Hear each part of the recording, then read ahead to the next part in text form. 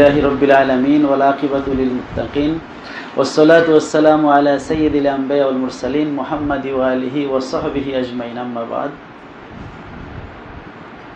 فأعوذ بالله من الشيطان الرجيم بسم الله الرحمن الرحيم كتاب الرد على الجهمية وغيرهم التوحيد أو كتاب التوحيد ইমাম বুখারী রাহমাতুল্লাহ আলাইহি তিনি তার কিতাবের সর্বশেষ যে অধ্যায়টি রচনা করেছেন সেটি হলো কিতাবুত তাওহীদ, তাওহীদ সংক্রান্ত অধ্যায়।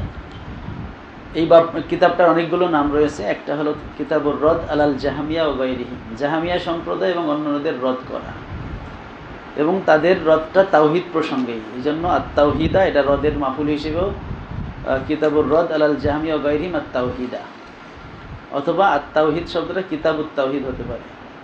আমাদের এখানে অন্য নুসখায় কিতাবুর রদ আলাল জাহামিয়া ওয়া গায়রিহিম আছে, আবার কিতাবুত তাওহীদ ও রদ আলাল জাহামিয়া এভাবেও আছে। অর্থাৎ ৩-৪ রকমের কিতাবের নামটা আছে নুসখা ভেদে। আমরা গত ক্লাসে জাহামিয়া এদের পরিচয় সম্পর্কে কথা বলেছি যে জাহামিয়া হচ্ছে জাহাম ইবনে সফওয়ানের অনুসারী। তারা আল্লাহ তাআলার সিফাতকে অস্বীকার করত। এই আল্লাহ তাআলার সিফাত এবং জাত সবটাই কিন্তু তাওহীদের অন্তর্ভুক্ত। কারণ তাওহীদের সংজ্ঞা যদি আমরা দেই তাহলে তার মধ্যে আল্লাহ তাআলার সত্তা এবং আল্লাহ তাআলার সিফাত বা গুণাবলী সবটা আসে। এজন্য আল্লাহ তাআলার সিফাত অস্বীকার করলে তার তাওহীদ থাকে না। যেহেতু তাওহীদের ডেফিনেশনের মধ্যে, তাওহীদের সংজ্ঞার মধ্যে সিফাত কি আছে, ইনক্লুড আছে। এজন্য সিফাত মেনেই তাওহীদ মানতে হবে। এজন্য তারা যেহেতু সিফাত অস্বীকার করতো ফলে তাদের তাওহীদ হতো না। এজন্য ইমাম বুখারী রাহমাতুল্লাহ আলাইহি তাদের তাওহীদকে রদ করার জন্য এই অধ্যায়টা রচনা করেছেন, এই কিতাবটা লিখেছেন। ইমাম বুখারী রাহমাতুল্লাহর কিতাবের নাম হচ্ছে আল জামিউল মুসনাদুস সহিহুল মুখতাসারু মিন উমুরি রাসূলিল্লাহি সাল্লাল্লাহু আলাইহি ওয়াসাল্লাম ওয়া সুনানিহি ওয়া আইয়ামিহি। এর মধ্যে একটা হচ্ছে আল জামে। জামে বলা হয় যেই কিতাবের মধ্যে ৮ ধরনের হাদিস থাকে: সিয়ার ও আদব, তাফসীর ও আকায়েদ, ফিতান ও আশরাত, আহকাম ও মানাকিব। একটা হলো আকায়েদ। আকায়েদ সংক্রান্ত হাদিসগুলোকে ইমাম বুখারী রাহমাতুল্লাহ আলাইহি প্রথমে কিতাবুল ঈমানের মধ্যে কিছু এনেছেন, আর শেষে কিতাবুত তাওহীদ বা কিতাবুর রদ আলাল জাহামিয়ার মধ্যে এনেছেন। এছাড়া বাকি অধ্যায়গুলোর মধ্যে আকীদার হাদিস আছে, কিন্তু সেটা অন্য দৃষ্টিকোণ থেকে তিনি পেশ করেছেন, আর এখানে আকীদার দৃষ্টিতেই তিনি পেশ করেছেন। একটা হাদিসকে ইমাম বুখারী রাহমাতুল্লাহ বিভিন্নভাবে উপস্থাপন করেছেন। কোনো কোনো হাদিস 7 জায়গা, 8 জায়গা, 10 জায়গা, 12 জায়গা, 13 জায়গা পর্যন্ত আছে। এমনকি নিয়াতের হাদিসটাই 7 জায়গায় আছে। 7 ভাবে তিনি উপস্থাপন করেছেন, 7টা বিষয় সেখান থেকে তিনি প্রমাণ করেছেন।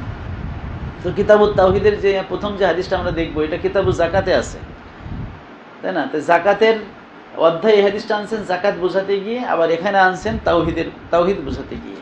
তো যখন আমরা হাদিস পড়বো ইনশাআল্লাহ সে বিষয়ে আলোচনা করব। প্রথমে আমরা তাওহীদ নিয়ে কথা বলতে চাই। তাওহীদ শব্দটা হলো ওয়াহাদা ইউওয়াহিদু তাওহীদান, বাবে তাফিলের মাসদার। তাওহীদ মানে হচ্ছে জাআলুশ শাই'a ওয়াহিদান, কোনো জিনিসকে এক বানানো বা এক বলা। পরিভাষায় তাওহীদ হচ্ছে আল্লাহ রাব্বুল আলামিনকে এক বলে স্বীকার করা বা বিশ্বাস করা হচ্ছে তাওহীদ। আর যারা আকীদাবিদ তাদের ভাষ্য মতে তাওহীদের সংজ্ঞা হলো, যেমন আমাদের আহমদুল ইসলামী রহমতুল্লাহ তিনি বাইনা সুলতানি লিখেছেন, ওয়াইন দাহাদিস সুন্নাহ নফিউত তাশবিহ ওয়াত তাতিল, নফিউত তাশবিহ ওয়াত তাতিল, যে আল্লাহ তাআলা থেকে তাশবিহ এবং তাতিল দূর করা, এটাকে বলা হয় তাওহীদ। তাশবিহ মানে আল্লাহ তাআলার সাথে সাদৃশ্য দেওয়া। যারা আল্লাহ তাআলার সিফাতকে স্বীকার করতে গিয়ে খুব বেশি করে এবং মাখলুকাতের সিফাতের সাথে আল্লাহর সিফাতকে সাদৃশ্য দিয়ে ফেলে, তো তাদের কাজকে বলা হয় তাশবিহ। তারা হলো মুশাব্বিহা। তাদের কাজটা হলো কি?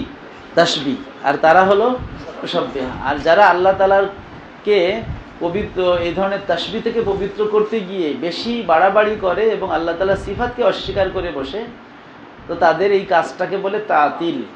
নফিউস সিফাতকে বলে তাতিল। আত্তালা ইউআত্তিল মানে অকার্যকর করা, আল্লাহর সিফাতকে তারা অকার্যকর করে দেয়। আর তাদেরকে বলা হয় মুআত্তিলা। তো মুআত্তিলাদেরকে আবার নুফাত বলা হয়। নুফাত, নাফি এর জমা নুফাত, কারণ এরা নফিউস সিফাত, আল্লাহ থেকে সিফাতকে অস্বীকার করে। যেটা আমরা গতকাল আলোচনা করেছি যে তাদের দাবি হলো যে সিফাত মাউসুফ তো এক না, তো সিফাত আলাদা, মাউসুফ আলাদা। তো যদি আল্লাহ তাআলার জন্য সিফাত স্বীকার করা হয় তাহলে কি হয়, তাআদ্দুদুল কুদাম আবশ্যক হয়। যে আল্লাহ যেমন অনাদি, তার সিফাতও যদি অনাদি হয় তাহলে আল্লাহ এবং জাত ও সিফাত যদি আলাদা হয় তাহলে আল্লাহ আলাদা, আল্লাহর সিফাত আলাদা, অসংখ্য সিফাত মানে অনাদি সত্তা অনেক হয়ে যায়। ফলে এটা তাওহীদের পরিপন্থী। এই কথা বলে এই জাহামিয়ারা বলে আল্লাহর তাওহীদ, আল্লাহর সিফাত বলে কিছু নাই। তারা বলে যে আল্লাহ তাআলা তিনি আল্লাহই, তিনি সত্তাগতভাবে আল্লাহ তাআলা, সত্তাগতভাবে তিনি হচ্ছেন দয়ালু, সত্তাগতভাবে তিনি হচ্ছেন শক্তিশালী। তারা আল্লাহকে কদির মানে না, এটা না, তারা আল্লাহকে কদির বলে, কিন্তু কুদরত সিফাতকে তারা আলাদাভাবে মানে না। আমরা বলি আল্লাহ কদির, কুদরত তার সিফাত আছে, যেটা আমরা ইস্তেখারার দোয়ার মধ্যে পড়ি। হ্যাঁ, আল্লাহুম্মা ইন্নী আস্তাগফিরুকা বিইলমিকা ওয়া আস্তাকদিরুকা বিকুদরতিকা। তো এখানে ইলমিকা কুদরতিকা দুটো শব্দই আছে, মানে আল্লাহ আলেম, এলেম তার সিফাত, আল্লাহ কদির, কুদরত তার সিফাত। এরকম আল্লাহর এরাদা সিফাত আছে, সামুন, বাসারুন, বিভিন্ন সিফাত আছে, সিফাতে জাতিয়া আছে, সিফাতে ফেলিয়া আছে, এগুলো আমরা গতকাল এগুলো আলোচনা করেছি।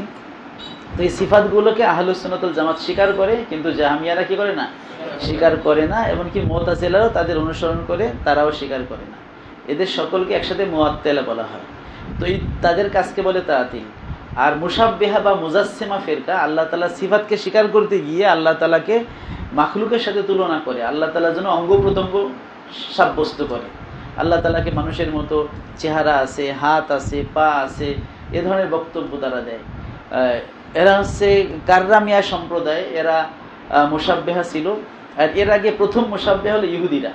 ইহুদিদের থেকেই মূলত এই তাশবির আকীদা, মানে আল্লাহ তাআলার সাথে মাখলুকের সাদৃশ্য দেওয়ার আকীদা ইহুদিদের মাধ্যমে মুসলমানদের মধ্যে ঢুকছে। আর যেই ঢোকানোর কাজটা করেছে সে হচ্ছে আব্দুল্লাহ ইবনে সাবা। সাবাইয়ারা প্রথম মুশাব্বিহা মুসলমানদের মধ্যে, যদিও সাবা আব্দুল্লাহ ইবনে সাবা মুসলমান না, সে ছিল মুনাফিক। মুসলমান নাম ধারণ করে মুসলমানদের মাঝে সে এই উল্টাপাল্টা বক্তব্য দিয়ে, এমনকি মুসলমানদের মাঝে তাফরিকা হয়েছে, ইফতিরাক। হযরত আলী রাদিয়াল্লাহু আনহু হত্যা, এর আগে হযরত উসমান রাদিয়াল্লাহু হত্যার ক্ষেত্রে এই আব্দুল্লাহ ইবনে সাবার বিশাল ভূমিকা আছে, ষড়যন্ত্র আছে। এবং এই যে খারিজি সম্প্রদায় বের হওয়া, পরবর্তীতে এদিকে শিয়া সম্প্রদায় বা রাফেজি বের হওয়া, রাফেজিদের গোড়া হলো এই সাবাইরা, আব্দুল্লাহ ইবনে সাবা। এরাই মূলত হচ্ছে আল্লাহ তাআলার জন্য এই অঙ্গ প্রত্যঙ্গ সাব্যস্ত প্রথম করেছে। পরবর্তীতে কাররামিয়া, মুহাম্মদ ইবনে কাররাম সিজিস্তানি, এই কাররামিয়ারা আল্লাহ তাআলাকে দেহ বিশিষ্ট মনে করে, আরশকে আল্লাহ তাআলার চেয়ার মনে করে, এবং আরশে তারা আল্লাহ তাআলাকে বসায় রাখে, একটা স্থানকাল পাত্রর মধ্যে আল্লাহকে সীমাবদ্ধ করে মাখলুকের সাথে সাদৃশ্য দেয়। এরা হচ্ছে মুশাব্বিহা বা মুজাসসিমা, যারা আল্লাহ তাআলাকে দেহ বিশিষ্ট বা দেহধারী মনে করে। আমরা আহলুস সুন্নাত ওয়াল জামাত আল্লাহ তাআলার ব্যাপারে আমরা দেহবাদী আকীদায় বিশ্বাসী না। আমরা বলি আল্লাহ তাআলা জেসেমের ঊর্ধ্বে, অঙ্গ প্রত্যঙ্গের ঊর্ধ্বে, লাইসা কামিসলি শাইউন ওয়া হুয়াস সামিউল বাসির। তিনি হচ্ছেন মুসাউবির, হুয়াল্লাহুল খালিকুল বারিউল মুসাউবির। তিনি মুসাউবির, তিনি মুসাওয়ার নন, তিনি আকৃতি বিশিষ্ট নন, তিনি আকৃতি দানকারী। সবাইকে তিনি আকৃতি দান করেন, তাকে কেউ আকৃতি দেন না, বা তিনি নিজেও নিজের আকৃতি দেন না। তাহলে তো নিজেই খালেক, নিজেই মাখলুক হয়ে যান। এজন্য আহলুস সুন্নাত ওয়াল জামাতের আকীদা হলো লাইসা বিজি সূরাতিন মুসাওয়ারা, আল্লাহ তাআলা কোনো আকৃতি বিশিষ্ট নন, তিনি আকারের ঊর্ধ্বে, যেটাকে আমরা নিরাকার শব্দ দিয়ে প্রকাশ করে থাকি। যে ওদিকে আমরা যাচ্ছি না, যে আল্লাহ তাআলাকে একদল হচ্ছে আল্লাহর সিফাত, যেমন ইয়াদ, ওয়াজ বা যে নাফস ইত্যাদি সিফাতগুলো ইমাম আবু হানিফা রাহমাতুল্লাহ তার কিতাবুল ফিকুল আকবরের মধ্যে স্বীকার করেছেন, সেগুলো কিন্তু সিফাত হিসেবে। ইমাম আহমদ ইবনে হাম্বল তার আকীদার মধ্যে আল্লাহ তাআলার জন্য ইয়াদ সিফাত স্বীকার করেছেন। সেই ইয়াদকে তিনি বলছেন লাইসা বি জারেহা, লাইসাত বি জারেহা, তিনি বলেছেন এটা অঙ্গ নয়, এটা হচ্ছে সিফাত। তো আল্লাহ তাআলার সিফাত মানে আল্লাহ তাআলা সংক্রান্ত একটা বর্ণনা কোরআনে এসেছে ইয়াদ শব্দ দিয়ে, ফলে ওটাকে সিফাত হিসেবে মানতে হবে, ওটাকে অঙ্গ হিসেবে না, অঙ্গ হিসেবে না। ওই রকম আল্লাহ তাআলার ওয়াজটাও সিফাত হিসেবে উলামায়ে কেরাম বলছেন, একে সিফাতে খবরিয়া বলে। আমরা সিফাত হিসেবে বিশ্বাস করি, অঙ্গ হিসেবে না। যারা এগুলোকে আল্লাহ তাআলা অঙ্গ প্রত্যঙ্গ বানায়, তারা মাখলুকের সাথে আল্লাহ তাআলার সাদৃশ্য দেয়, এবং তারা মুশাব্বিহা। এই মুশাব্বিহাদের কাজকে তাশবিহ বলে, যারা আল্লাহর সিফাতকে অস্বীকার করে তাদের কাজকে তাতিল বলে। এই তাতিল এবং তাশবিহ আল্লাহর থেকে দূর করাকে বলা হয় তাওহীদ। মানে তাওহীদ হলো আল্লাহ তাআলার সিফাতকে স্বীকার করা, এই স্বীকার করতে গিয়ে বেশি বাড়াবাড়ি না করা, ছাড়াছাড়ি না করা। সিফাতকে স্বীকার না করতে গিয়ে তাতিল হয়ে যায়, বেশি করতে গিয়ে তাশবিহ হয়ে যায়। মান গলাফিল ইসবাত শাব্বাহা, যে ব্যক্তি আল্লাহর সিফাত স্বীকার করতে গিয়ে গুলু করে, বাড়াবাড়ি করে, সে সাব্বাহা তাসবিদায়। ওমান গলাফিন নফি ওয়া তানজি ফাকাদ আত্তালা, যে হচ্ছে আল্লাহ তাআলার সিফাত স্বীকার করতে গিয়ে হচ্ছে খুব তানজি দেখাতে চায় বা আল্লাহকে পবিত্র করতে চায়, তখন হচ্ছে সে বাড়াবাড়ি করতে গিয়ে তাতিল করে বসে। কিন্তু আহলুস সুন্নাত ওয়াল জামাত বলে যে আল্লাহ তাআলার জন্য যেই সিফাত কোরআন ও সুন্নাহর মধ্যে সাব্যস্ত আছে সেগুলোকে আমরা আল্লাহ তাআলার সিফাত হিসেবে মানি, কিন্তু এইগুলো দ্বারা আমরা মাখলুকের সাথে আল্লাহর কি সাদৃশ্য দেই না। এজন্য আমরা বলি যে আল্লাহ তাআলার রহমত সিফাত আছে, তবে তার রহমত মাখলুকের রহমতের মতো নয়। তার রহমত সিফাত আছে এটা স্বীকার করে আমরা ইসবাত করলাম, আর মাখলুকের মতো নয় এ কথা বলে আমরা কি বলে তাতিল থেকে, কি বলে তাসবিহ থেকে বাঁচলাম। একে বলা হয় তানজি। কি বলা হয়? তানজি। তানজি মানে হচ্ছে পবিত্র করা। কোরআনিক ভাষায় বলা হয় তাসবিহ। সাব্বাহ ইউসাব্বিহ মানে কি? পবিত্র করা। কিসের থেকে? সকল প্রকার দোষ ত্রুটি তাসবিহ মাখলুকের সাথে সাদৃশ্য দেওয়া থেকে আল্লাহ তাআলাকে মুক্ত ও পবিত্র জ্ঞান করাকে বলা হয় তানজি। তানজি করা হলো ফরজ। কোরআন শরীফে সাব্বাহা লিল্লাহি ইউসাব্বিহু লিল্লাহি সাব্বিহ ইসমা রাব্বিকা সুবহানাল্লাযী আসরা মাসদার দিয়ে, মাজি দিয়ে, মুজারে দিয়ে, আমর দিয়ে এই তাসবিহ শব্দ ব্যবহার হয়েছে। মানে আল্লাহ রাব্বুল আলামিনকে সকল প্রকার নকশ, আয়েব, ত্রুটি এবং দোষ থেকে এবং তাসবিহ বিল মাখলুকাত, মাখলুকাতের সাথে সাদৃশ্য দেওয়া থেকে মুক্ত রাখাকে বলা হয় তানজি। এই তানজিটা হলো ফরজ। কোরআনে বলছে লাইসা কামিসলিহি শাই ওয়া হুয়াস সামিউল বাসীর। আয়াতের দিকে খেয়াল করতে হবে যে প্রথমে আল্লাহ তানজি করেছেন যে আল্লাহর মতো কিছুই নাই, মানে আল্লাহর সাথে সাদৃশ্যকে আল্লাহ নফি করে দিয়েছেন। তারপরে আল্লাহ কি করেছেন? নিজের জন্য বা সিফাত সাব্যস্ত করে বলছেন ওয়া হুয়াস সামিউল বাসীর, তিনি কিন্তু শোনেন এবং দেখেন। তাহলে আগে হচ্ছে তানজি, পরে হচ্ছে ইসবাত। এই জন্য সবসময় আল্লাহ তাআলা সিফাত সাব্যস্ত করতে গেলে আগে তানজিটা মাথায় রাখতে হবে, যে সাদৃশ্য না হয়ে যায়। স্বীকার করব কিন্তু তার আগে আমার মাথায় রাখতে হবে কি? তানজি। আমার কিন্তু আগে নফি পরে ইসবাত বলা হয়েছে। লাইসা কামিসলিহি শাই এখানে নফি, পরে ইসবাত। মানে যারা আল্লাহ তাআলা সিফাত স্বীকার করে না তারা হুয়াস সামিউল বাসীর অংশ মানতেছে না, আর যারা সিফাত সাব্যস্ত করতে গিয়ে তাসবিহ দিয়েছে তারা লাইসা কামিসলিহি শাই মানতেছে না। কিন্তু কোরআনের আমাদের পুরোটাই মানতে হবে। আমরা যে তাওহীদের কালিমা পড়ি লা ইলাহা, প্রথমে নফি, তারপরে কি ইল্লাল্লাহ এর ইসবাত, যে আল্লাহ আছে। তাহলে নফিটা হলো আগে, ঠিক আছে? নফি আগে মানে আমরা মানবো না সেটা না, আমরা বলছি যে আমাদের নফি মাথায় রেখেই মানতে হবে, সাদৃশ্যহীনভাবে। আমাদের পৃষ্ঠদের কিতাব লিখছে সাদৃশ্য বর্জিত তাওহীদ, মানে আমি আল্লাহর তাওহীদ বিশ্বাস করব কিন্তু সাদৃশ্য দেব না।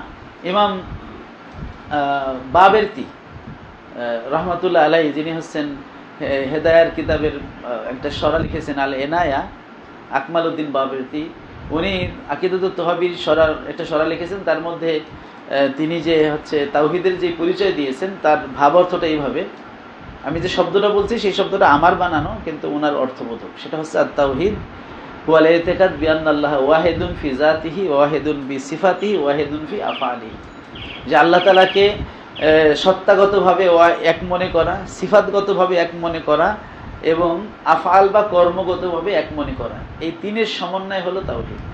যতক্ষণ পর্যন্ত আল্লাহ তাআলাকে আপনি জাতগতভাবে এক মনে না করবেন অথবা সিফাতগতভাবে এবং আফআল বা কর্মগতভাবে তিন দৃষ্টিকোণ থেকে এক মনে না করবেন, আপনার তাওহীদ হবে না। তো এখানে জাতগতভাবে আল্লাহ তাআলাকে ওয়াহিদ মনে করার ব্যাখ্যাটা কি? এই তিনটা কিন্তু তাওহীদের তিনটা প্রকার না, তিনটা রকম, অর্থাৎ তিনটা মিলেই তাওহীদ। একজন আল্লাহ তাআলাকে সত্তাগতভাবে এক মনে করে কিন্তু সিফাতগতভাবে এক মনে করে না, আরেকজন আল্লাহকে সিফাতগতভাবে এক মনে করে কিন্তু আল্লাহ রাব্বুল আলামিনকে হচ্ছে আফআল বা কর্মগতভাবে এক মনে করে না, তাহলে তার তাওহীদ হবে না। তাওহীদের জন্য কি লাগবে? আল্লাহ তাআলাকে জাত, সিফাত এবং আফআল, আল ইতিকাদ বিআন্নাল্লাহ ওয়াহিদুন ফি যাতিহি ওয়াহিদুন ফি সিফাতিহি ওয়া ওয়াহিদুন ফি আফআলিহি, এই তিন ভাবে আল্লাহ তাআলাকে কি করতে হবে? এক বলে বিশ্বাস করতে হবে। এখন ওয়াহিদুন ফি যাতিহি ব্যাখ্যাটা কি? আল্লাহ তাআলাকে জাতগতভাবে এক মনে করার দুইটা অর্থ। এক নম্বর অর্থ হচ্ছে আল্লাহ তাআলার জাতের মতো আরেকটা জাত নাই, আল্লাহর সত্তার মতো আরেকটা সত্তা নাই, এই বিশ্বাস করা। মানে নফিউ জাতিন আখার, আল্লাহ তাআলার জাতের থেকে অন্য একটা জাতকে কি করা? নফি করা। এটা হচ্ছে ওয়াহিদ ফি জাতের একটা ব্যাখ্যা, যেটা করে সানাবিয়ারা, দ্বিত্ববাদী যারা, যারা দুই খোদায় বিশ্বাস করে তারা বলে হচ্ছে ইয়াজদান এবং আহেরমান। ইয়াজদান হলো ভালোর সৃষ্টিকর্তা, আহেরমান হচ্ছে কি খারাপের সৃষ্টিকর্তা। তারা দুই খোদায় বিশ্বাস করে, দুইজন মিলেই হচ্ছে সবকিছু চালায়, একজন ভালোর সৃষ্টিকর্তা, একজন মন্দের সৃষ্টিকর্তা। কিন্তু আমরা বলি না ওয়াল কদরি খায়রিহি ওয়া শাররিহি মিনাল্লাহি তাআলা, তাকদীরের ভালো মন্দ সব আল্লাহর সৃষ্টি। ভালো সৃষ্টিকর্তা আল্লাহ, মন্দের সৃষ্টিকর্তাও কে? মিন শাররি, কি বলে মিন শাররি মা খলাক, কোরআনে আছে মিন শাররি মা, এই যে মিন শাররি, আর আমি আশ্রয় চাই অনিষ্ট বা মন্দ থেকে, মা খলাক, যা তিনি সৃষ্টি করেছেন। সুতরাং মন্দটাও কে সৃষ্টি করেছেন? আল্লাহ সৃষ্টি করেছেন। মন্দের জন্য আলাদা সৃষ্টিকর্তা নাই। তো যারা ভালোর জন্য সৃষ্টিকর্তা মানে আলাদা, মন্দের জন্য আলাদা, এই যে মাজুসি বা সানবিয়ারা, তারা দুই খোদায় বিশ্বাস করে, আল্লাহর জন্য সেম আরেকটা জাত সাব্যস্ত করে। আমরা বলি তার তাওহীদ হলো না। তাওহীদের জন্য আল্লাহ তাআলার জাতকে এক মনে করতে হবে, জাতের মতো আরেকটা জাত সাব্যস্ত করা যাবে না। তাওহীদুজ জাতের আরেকটা ব্যাখ্যা হলো আল্লাহ তাআলার জাতের কোনো অংশ সাব্যস্ত করা যাবে না। কি সাব্যস্ত করা যাবে না? অংশ। কারণ যেই জিনিসের অংশ আছে সে হলো মুরাক্কাব। সেটা কি? এই যে একটা আতরের বোতল, এটা কয়টা বোতল? একটা বোতল, কিন্তু এটা কিন্তু ওয়াহেদে হাকিকি না, কারণ এটার একটা অংশ আছে, তাই না? পার্ট আছে, এটা আমি খুললাম, তারপরে এটা আরেকটা পার্ট আছে, এটার মধ্যে একটা বল আছে, তো সব মিলে অনেকগুলো পার্ট হয়ে গেল না? তো এই অনেকগুলো পার্ট মোরাক্কাব হয়ে এখন একটা হয়েছে। তো এটা ওয়াহেদ কিন্তু মাজাজি। ওয়াহেদ কিন্তু কি মানে যার জুজ থাকে সে অনেক সময় তাকে আমরা ওয়াহেদ বলি, সে কি হাকিকি ওয়াহেদ না মাজাজি? মাজাজি ওয়াহেদ। আর যার কোনো জুজ নাই, অংশ নাই, সে হলো ওয়াহেদে হাকিকি। এই জন্য আল্লামা আবুল ইউসুর আল বাজদাবি রহমাতুল্লাহ, যিনি আবুল ওসুর বাজদাবি, যিনি আমাদের যেই কামিল ফিকায় যে একটা আপনার উসুলে ফিকার কিতাব পড়ানো হয়, উসুলে বাজদাবি, ওনার ভাই, বড় ভাই আবুল ইউসুর আল বাজদাবি রহমাতুল্লাহ, তিনি একটা আকীদার কিতাব লিখেছেন। ওনারা ৪র্থ এবং ৫ম শতাব্দীর আলেম। উসুলউদ্দিন কিতাবের নাম কি? সেখানে আল্লাহ রাব্বুল আলামিনের এই কোনো অংশ সাব্যস্ত করা যাবে না। এই মর্মে তিনি বলেছেন ইন্নামা ইলাহুকুম ইলাহু ওয়াহিদ। আল্লাহ বলেছেন তোমাদের ইলাহ হচ্ছে এক ইলাহ। এই ওয়াহিদটা আল্লাহর ক্ষেত্রে হাকিকি অর্থে ব্যবহার হবে, কারণ কোরআনের নিয়ম হলো যে কোনো শব্দকে আপনার প্রথমে হাকিকি অর্থে ব্যবহার করতে হবে। যদি হাকিকি অর্থ নেওয়া অসম্ভব হয় তখন আপনার মাজাজে যেতে হবে, এটাই হলো তাফসীরের নিয়ম। তো যেহেতু আমরা আল্লাহর ক্ষেত্রে হাকিকি অর্থে ব্যবহার করতে পারতেছি, কোনো সমস্যা নেই, তাহলে কেন আমরা মাজাজে যাব? তো যদি আল্লাহকে আমরা মাজাজান এক বলি, তাইলে আল্লাহর জন্য অঙ্গ প্রত্যঙ্গ সাব্যস্ত করা যায়, কিন্তু আল্লাহর ক্ষেত্রে তো হাকিকাতান এক, আল্লাহ হাকিকি ভাবেই কি এক। সুতরাং আল্লাহর জন্য অঙ্গ প্রত্যঙ্গ সাব্যস্ত করা যাবে না। এই জন্য আবু হানিফা রাহমাতুল্লাহ দেখবেন তার আল ফিকুল আকবার কিতাবের মধ্যে বলেছেন আল্লাহু তাআলা ওয়াহিদুন লা মিন জিহাতিল আদাদ বাল মিন হাইসু আন্নাহু লা শারীকা লাহু, যে আল্লাহ তাআলা এক, এটা সংখ্যার দিক থেকে না, এটা হচ্ছে লা শারীক হওয়ার দিক থেকে। সংখ্যার দিক থেকে যে আমরা যে গুণি ১ ২ ৩ ৪, এই দিক থেকে আল্লাহ তাআলাকে এক বলা, এটা ইমাম আবু হানিফা অস্বীকার করছেন। কেন? ওই সংখ্যারও জুজ থাকে। সংখ্যার কি থাকে? জুজ থাকে। একটা জিনিস এক মানে হচ্ছে দুইটা হাফের সমষ্টি, তাই না? এক মানে কি? দুইটা হাফের সমষ্টি, তিনটা সুলুসের সমষ্টি, 4টা রুবুর সমষ্টি, মানে 4টা 1/4 সমষ্টি হলো এক, 3টা 1/3 সমষ্টি এক, 2টা হাফের সমষ্টি এক, মানে হচ্ছে এই আদাদের যে এক, এর মধ্যে কি আছে? জুজ আছে। সুতরাং আল্লাহ রাব্বুল আলামিনকে আবু হানিফা রাহমাতুল্লাহ আলাইহি বলছেন যে আদাদের দিক থেকে এক বলা যাবে না। দ্বিতীয়ত উনি বলছেন যে আদাদের একটা সিফাত না, আদাদের একটা কি না? সিফাত না। এই জন্য আপনারা হেদায়াতুন নবুত যেখানে গায়রে মুনসারিফের সবব পড়ছেন আদুল ওয়াসফ, এই ওয়াসফের মধ্যে কিন্তু বলেছেন আদাতটা ওয়াসফ হইতে পারে না, কারণ আদাতটা এটা সিফাত বোঝায় না, গুণ বোঝায় না, কি বোঝায় না? এই জন্য আদাতটা এটা ওয়াসফ বোঝায় না, ওয়াসফ হতে পারে না। কিন্তু কোরআনে আল্লাহ তাআলাকে ওয়াহিদ বলেছে, এটা তো আল্লাহ একটা সিফাত বা গুণ হিসেবে। তাহলে ওয়াহিদ যখন আদাদ হয় তখন এটা কোনো গুণ বোঝায় না। একটা কলম, একটা আলহামদুলিল্লাহ, একটা কলম, একটা বোতল, এখানে কোন বোতলের প্রশংসা হয়েছে? হ্যাঁ, তাহলে এক বললে কোনো প্রশংসা বোঝায় না, এটা সিফাত বা গুণ বোঝায় না। কিন্তু আল্লাহ তাআলার যে ওয়াহিদ একটা নাম আছে, ওটা কি সিফাতি নাম না? তাহলে সিফাতি নামে তো অবশ্যই একটা গুণ বোঝাতে হবে। কিন্তু যদি সংখ্যার দিক থেকে আল্লাহকে এক বলেন, তাহলে সেটা কোনো গুণ প্রকাশ করে। এই জন্য আবু হানিফা রাহমাতুল্লাহ বলছেন আল্লাহু ওয়াহিদুন লা মিন জিহাতিল আদাদ, আল্লাহ এক, এটা আদাদের দিক থেকে না, বরং মিন হাইসু আন্নাহু লা শারিকা লাহু, আল্লাহ বেমেসাল লা শারিক, এদিক থেকে হচ্ছে এক। যখন আপনি বলবেন আরে ও একজন ছাত্র, মানে কি তার মতো ছাত্র আর নাই, এই যে ও একজন ছাত্র, এইখানে যে একজন কথাটা ব্যবহার করছেন, এটা কি বোঝানোর জন্য? যে তার মতো তুলনা, তার সাথে কারো তুলনা চলে না। এই যে অতুলনীয়, এই অর্থে যখন আপনি এক কথাটাকে ব্যবহার করবেন, তখন সেই একটা হলো প্রশংসা। তাহলে আল্লাহ তাআলার জন্য এক আমরা ব্যবহার করি কোন দিক থেকে? লা শরিক হওয়ার দিক থেকে, যে আল্লাহ হোসেন বেমেসাল বিলা শরিক, লা শরিক এবং লা মেসালের দিক থেকে আল্লাহ এক, আদাদের দিক থেকে না। তো যাই হোক, আল্লাহ রাব্বুল আলামিনের জন্য জুজ সাব্যস্ত করা যাবে না, এটা আল্লাহ তাআলার জাতের দিক। কারণ যেই জাতটার জুজ আছে সেই জাতটা মুরাক্কাব। তা আল্লাহ তো ওয়াহেদ আহাদ, তিনি তো মুফরাদ, তিনি তো মুরাক্কাব না। তো যেহেতু আল্লাহ তাআলা আছেন ওয়াহেদ আহাদ, এবং আল্লাহ তাআলা একটা নাম আছে আল ফরদ, এটা নাম কি?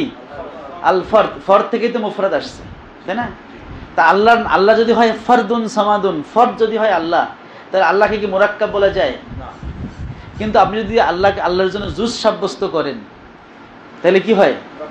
একাধিক জুজ মিললে কি হলো? মুরাক্কাব হয়। তা আল্লাহকে তো মুরাক্কাব বলা জায়েজ নাই, যেহেতু আল্লাহর এক নাম হচ্ছে ওয়াহেদ, এক নাম হচ্ছে ফরদ। ফরদ মানে তো এটা মুফরাদ, অর্থাৎ মুরাক্কাবের বিপরীত। এই জন্য আমরা বলি যে আল্লাহ তাআলার জন্য ইয়াদ, ওয়াজ ইত্যাদি সিফাত হিসেবে সাব্যস্ত করা যাবে, কিন্তু এগুলোকে অঙ্গ প্রত্যঙ্গ অর্থে সাব্যস্ত করা যাবে না। কারণ যখনই জুজ হিসেবে সাব্যস্ত করবেন, তখন আল্লাহকে মুরাক্কাব বলা আবশ্যক হয়ে পড়ে। অথচ আল্লাহ মুরাক্কাব না, আল্লাহ হোসেন ফরদুন সামাদুন ওয়াহিদুন আহাদুন। তা যিনি আছেন ফরদ সামাদ ওয়াহিদ আহাদ, তার জাতের কোনো অংশ থাকতে পারে না। সুতরাং আল্লাহ রাব্বুল আলামিন জাতের দিক থেকে এক, এর মানে হলো লা সানিয়া লাহু ওয়ালা জুজআ লাহু। আল্লাহু ওয়াহিদুন ফি জাতিহি, আল্লাহ জাতের দিক থেকে এক, এর মানে কি? লা সানিয়া লাহু, আল্লাহর মতো দ্বিতীয় জন নাই, ওয়ালা জুজআ লাহু, আল্লাহর কোনো জুজ বা অংশ নাই। জুজ নাই কেন? কারণ জুজ বললে তো মুরাক্কাব হয়ে যায়, আর আল্লাহ তো ফরদ। আল্লাহর একটা নাম কি? ফরদ, একটা নাম ওয়াহিদ, একটা নাম আহাদ।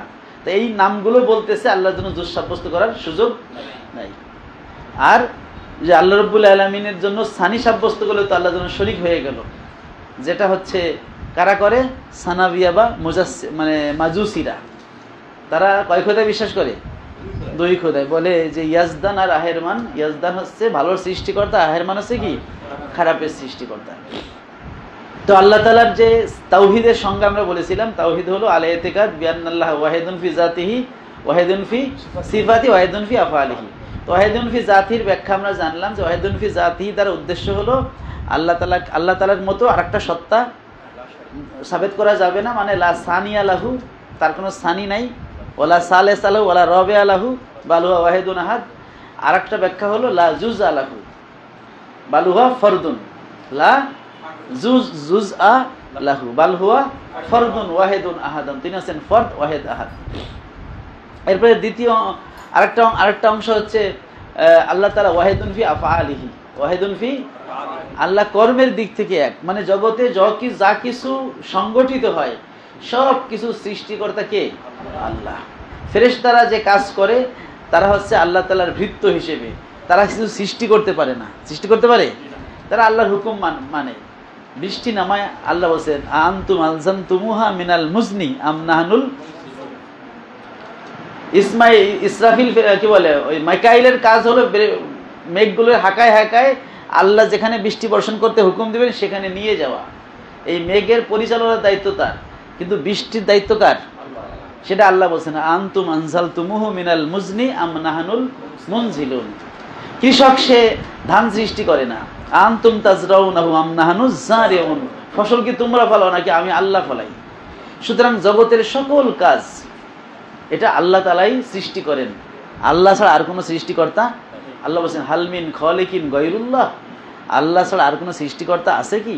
সুতরাং জগতের সকল কর্মের মানে হচ্ছে খালেকে আসলি বা খালেক হচ্ছেন একমাত্র আল্লাহ, আল্লাহই হচ্ছেন একমাত্র সকল ফেলের ফাইলে হাকিকি। আমাদের রোগটা হলো, ওষুধটা হলো ওসিলা, রোগ সারেন কে? আল্লাহ। খাওয়াটা হচ্ছে ওসিলা, পেট ভরান আল্লাহ, আল্লাহই পেট ভরান, খাওয়াটা হলো ওসিলা। এই কারণে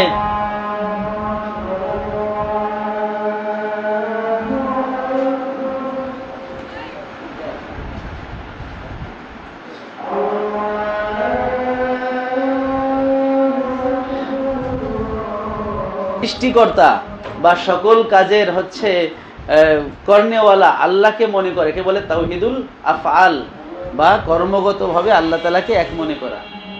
মাঝখানে থাকলো ওয়াহিদুন ফিস সিফাত, সিফাতগতভাবে আল্লাহ তাআলাকে এক মনে করা। এই তিনটা জিনিস যখন একত্র হবে তখন আল্লাহ তাআলার তাওহিদ আপনার জন্য হবে। তা আল্লাহ তাআলাকে সিফাতগতভাবে এক মনে করার অর্থ হলো, যেটা ইমাম আযম আবু হানিফা বলছেন, লা ইউশবিহু শাইয়ান ওয়া লা ইউশবিহু শাইয়ুন। আল্লাহ তাআলা কারোর সাথে সাদৃশ্য রাখেন না, আল্লাহও কারোর সাথে সাদৃশ্য রাখেন না। মানে আল্লাহর সাথে কারো সাদৃশ্য নাই, আর কারোর সাথে আল্লাহর সাদৃশ্য, বিপরীত, দুই দিক থেকে। সুতরাং এর মানে হচ্ছে আল্লাহর সিফাত কোনো মাখলুকের মধ্যে দেওয়া যাবে না, আর মাখলুকের কোনো সিফাত আল্লাহর মধ্যে সাব্যস্ত করা যাবে না। আল্লাহ তার সিফাত নিয়ে এক। সুতরাং আল্লাহ হোসেন ওয়াহেদ আহাদ, তিনি একাই, কোনো মাখলুক ওয়াহেদ আহাদ হাইয়ুন সামাদুন হতে পারে না। এখন বলবেন হুজুর, তো আল্লাহ তাআলার একটা নাম আছে রহিম, আমাদের নবীজিকেও তো বিল মুমিনিনা রউফুর রহিম কোরআনে বলা হয়েছে, তাহলে তো এক হয়ে গেল। তার উত্তর হচ্ছে যে না, এটা আক্ষরিকভাবে মিলছে, একে ইত্তেফাকে লফজি বলা হয়, আক্ষরিক মিল, কিন্তু অর্থগত মিল না হলে তাকে তাসবিহ বলে না। তাসবিহর জন্য শর্ত হলো অর্থগত মিল, হ্যাঁ, নিসবাতে মানবিয়ার লাগে তাসবিহর জন্য। এই জন্য কারো নাম যদি আপনি আসাদ রাখেন তাহলে তাসবিহ হবে না, কিন্তু তার মধ্যে যদি বাঘের মতো কি থাকে, সৌর্য বীর্য থাকে, তাকে আপনি যদি বলেন জাইদুন আসাদুন, জায়েদ একটা বাঘের বেটা বাঘ, তাহলে কি হলো, এটা ওই যে নিসবাতে মানবী একটা মুনাসাবাত দিলেন শক্তির জাজাতের দিক থেকে, তা তাসবিহ হয়ে গেল। সুতরাং আপনি যদি বলেন যে আল্লাহ যে অর্থে রহিম, নবীজিও সেই অর্থে রহিম, তাহলে এটা কি হবে, তাসবিহ হবে, নইলে তাসবিহ হবে না। এজন্য আল্লাহ তাআলার সিফাত এর হামশেকেল সিফাত বান্দার মধ্যেও আছে, কিন্তু মুনাসাবাত নাই, এ কারণে তাসবিহ হবে না। আল্লাহর সিফাতগুলো কেমন? আল্লাহ তাআলার সিফাতগুলো হচ্ছে যেমন আল্লাহর সকল সিফাত অনাদি। আল্লাহর সিফাত একটাও মাখলুক না, গায়ের মাখলুক। আল্লাহর সিফাতগুলো হচ্ছে অনন্ত, এটা কখনো ধ্বংস হবে না, ক্ষয় হবে না, লয় হবে না, এর মধ্যে হ্রাস বৃদ্ধি ঘটে না, পরিবর্তন হয় না, এটা হচ্ছে অসীম, এটা কোনো সীমা নাই। কিন্তু মাখলুকের সিফাত এটা সসীম। মাখলুকের সিফাত মাখলুক, মাখলুক নিজেও মাখলুক, তার সিফাতও কি মাখলুক।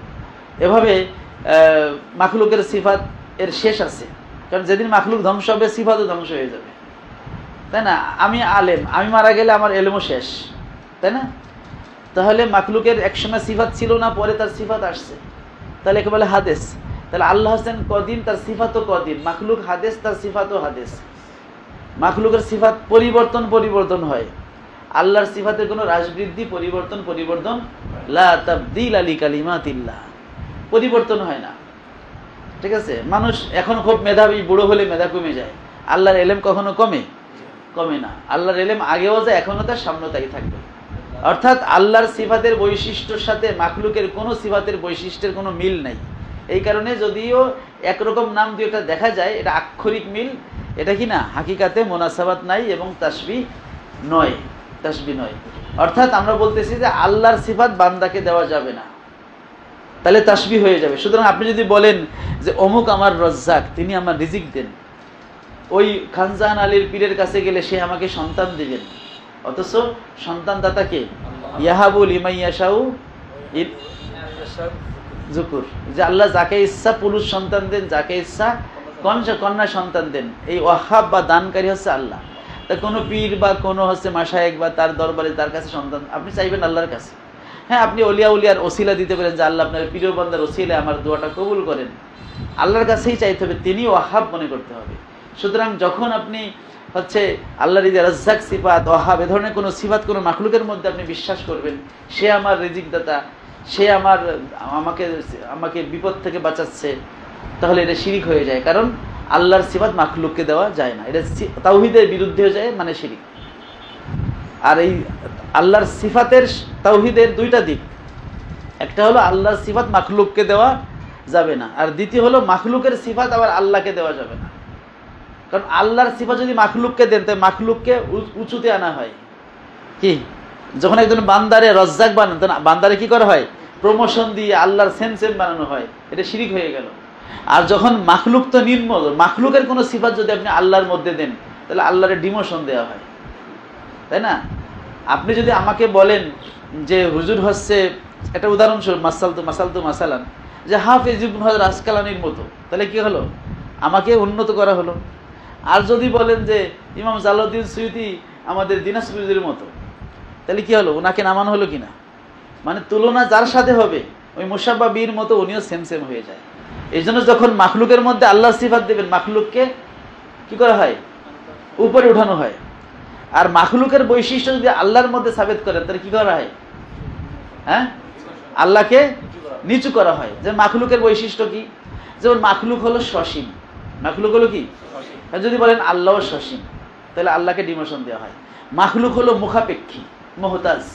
আল্লাহ বলছেন আল্লাহু গনিয়ুন আনিল আলামিন, আল্লাহ সমগ্র জাহান থেকে অমুখাপেক্ষী। আল্লাহ তাআলা বলছেন আল্লাহুল গনিয়্যু ওয়া আনতুমুল ফুকারা, আল্লাহই একমাত্র অমুখাপেক্ষী আর তোমরা সবাই মুখাপেক্ষী। তাহলে মুখাপেক্ষী হওয়া এটা মাখলুকের একটা সত্তাগত বৈশিষ্ট্য। সকল মাখলুকের মধ্যে এই মুখাপেক্ষিতা বা এহতিয়াজের সিফাত আছে। এখন যদি আপনি আল্লাহ তাআলাকেও মুখাপেক্ষী বলেন অথবা এমন কোনো কথা বলেন যার দ্বারা প্রমাণ হয় যে আপনি আল্লাহকে মুখাপেক্ষী বলতে চাইছেন বা মুখাপেক্ষী বলছেন, তাহলে কি হলো? বান্দার সিফাতকে আল্লাহকে দেয়া হলো, দিয়ে কি প্রমোশন দিলেন না ডিমোশন দিলেন? বান্দা হলো মুতাগাইয়্যির, পরিবর্তনশীল। মাখলুক কি? কারণ যা কিছু পরিবর্তনশীল তা কিছু কি ধ্বংসশীল। যেহেতু বান্দা ধ্বংসশীল, বান্দা পরিবর্তনশীল। আমরা তো দেখতেছি যে আমরা ছোট ছিলাম, এখন বড় হয়েছি, এরপরে যুবক হয়েছি, এর পড়ো হয়েছি, কয়েকদিন পরে সাইকুল ফানি হয়ে মারা যাবো। এই যে পরিবর্তন আমাদের মধ্যে, আল্লাহর মধ্যে পরিবর্তন আছে? আল্লাহ মুতাগাইয়্যির না। তাহলে মাখলুক পরিবর্তনশীল, আল্লাহ পরিবর্তনশীল না। মাখলুক মুহতাজ, আল্লাহ মুহতাজ না। মাখলুক মাহাদুদ সসীম, আল্লাহ গায়রে মাহাদুদ অসীম। মাখলুক হলো হাদেস, একসময় ছিল না, পরে আল্লাহ বানাইছেন। আল্লাহ হোসেন কদিম অনাদি। মাখলুক ফানি, ধ্বংস হবে, কিন্তু আল্লাহ হোসেন আবাদি, অনন্ত। এখন এই যে মাখলুকের যে বৈশিষ্ট্যগুলো, তার হচ্ছে সে হচ্ছে সৃষ্ট, সে হচ্ছে হাদেস, সে হচ্ছে মাহাদুদ বা সসীম, সে হচ্ছে মুতাগাইয়্যির পরিবর্তনশীল, সে হচ্ছে মুহতাজ মুখাপেক্ষী। এই বৈশিষ্ট্যগুলো যদি আপনি আল্লাহর মধ্যে সাব্যস্ত করেন তাহলে কি হবে? তাওহীদ হবে। আল্লাহকে কি করলেন? আপনি নিচে নামায় দিলেন। তা আপনি যেভাবে বলেন, বা আল্লাহর সিফাত বান্দাকে দেন আর বান্দার সিফাত আল্লাহকে দেন, যেভাবে দেন তাসবিহ হয়ে যাবে। কারণ জায়েদকে যদি বাঘের সাথে তুলনা করা হয় সেটাও তাসবিহ, আবার বাঘকে যদি জায়েদের সাথে তুলনা করা হয় সেটাও কি তাসবিহ। হ্যাঁ, মুশাব্বাহি অনুযায়ী মুশাব্বাহটা উপরে বা নিচে যাবে। সুতরাং আল্লাহকে বান্দার সাথে তুলনা করলে বান্দার মান বাড়ে আর কমায় দেওয়া হয়। দুইটাই তাসবিহ, দুইটাই হারাম। আর এর কোনো একটা করলে আপনার সিফাতের তাওহীদ হলো না। এই জন্য আমরা যে বলছি আল্লাহ তাআলাকে, আল্লাহ তাআলা একত্ববাদ মানে হলো আল্লাহকে সত্তাগতভাবে এক মনে করা, সিফাতগতভাবে এক মনে করা, আফআল বা কর্মগতভাবে এক মনে করা। তো সত্তাগতভাবে এক মনে করা দুইটা অর্থ বলছি, যে তার সানি সাব্যস্ত করা যাবে না, তার জুজ সাব্যস্ত করা যাবে না। আফআলগতভাবে এক মানে হচ্ছে তিনি সকল ফেলের, তিনি হচ্ছেন খালেকে হাকিকি, আর কেউ সৃষ্টিকর্তা নেই। আর সিফাতগতভাবে আল্লাহকে এক মনে করা মানে হচ্ছে আল্লাহর সিফাত বান্দাকে দেওয়া যাবে না, আর বান্দার সিফাত আল্লাহকে দেওয়া যাবে না। এই কথাটাই ইমাম আবু হানিফা প্রকাশ করেছেন এভাবে, যে লা ইউশবিহু শাইয়ান মিনাল আশিয়া ওয়ালা ইউশবিহুহু শাইয়ুন। আল্লাহ তাআলা নিজে কোনো মাখলুকের সাথে সাদৃশ্য রাখেন না, আর কোনো মাখলুক আল্লাহর সাথেও সাদৃশ্য রাখে না। মানে দুই দিক থেকেই সাদৃশ্য হারাম। এখন আপনি যদি বলেন যে আল্লাহ তাআলা হচ্ছে আরশে বসে আছেন, নাউজুবিল্লাহ, এটা কিন্তু আহলুস সুন্নাত ওয়াল জামাতের আকীদা না। আপনি আহলুস সুন্নাত ওয়াল জামাতের আকীদার ইতিহাস যদি ঘাটেন, আমাদের আল ফারকু বাইনাল ফিরাক কিতাব আছে, আল মিলাল ওয়ান নিহাল আছে, এগুলো আকীদার শাস্ত্রের ইতিহাসের কিতাব, আকীদার ইতিহাসের কিতাব, যেখানে বিভিন্ন ফেরকা যারা তৈরি হয়েছে তাদের কি বাতিল আকীদা ছিল। তো দেখবেন আহলুস সুন্নাত ওয়াল জামাতের আকীদার মধ্যে আল্লাহ আরশে বসে আছে আকীদা লেখা নাই। এই আকীদা হচ্ছে আপনার কারনামিয়াদের আকীদার মধ্যে লেখা আছে। তারা মনে করে আরশ একটা সিংহাসনের বসার জায়গা এবং সেখানে আল্লাহ বসে আছেন। আরশ কি খালেক না মাখলুক? আরশ মাখলুক। আরশ কি সবসময় ছিল? আল্লাহ সবসময় ছিলেন, আছেন, থাকবেন। আল্লাহ ছাড়া কোনো কিছুই কিনা আজালি অনাদি নয়। তাহলে আরশ মাখলুক, যখন আরশ ছিল না তখনও আল্লাহ ছিলেন, তখন কি আল্লাহ আরশের দিকে মুখাপেক্ষী ছিলেন?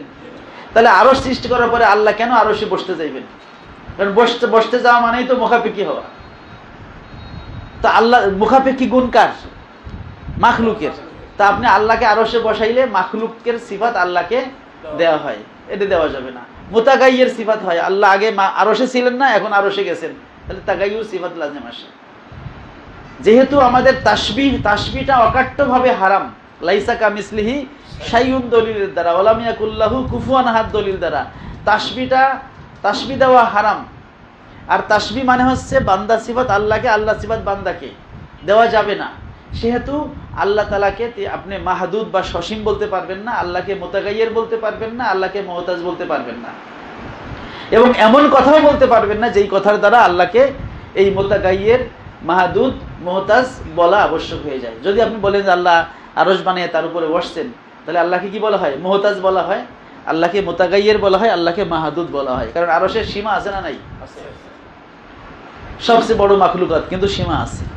আল্লাযীনা ইয়াহমিলুনা আল আরশা ওয়া মান হাওলাহু, যে সকল ফেরেশতারা আরশ বহন করে এবং যারা আরশের চারপাশে আছে, ইস্তাগফিরুনা লিল্লাযীনা আমানু, তারা ঈমানদারদের জন্য ইস্তেগফার করে।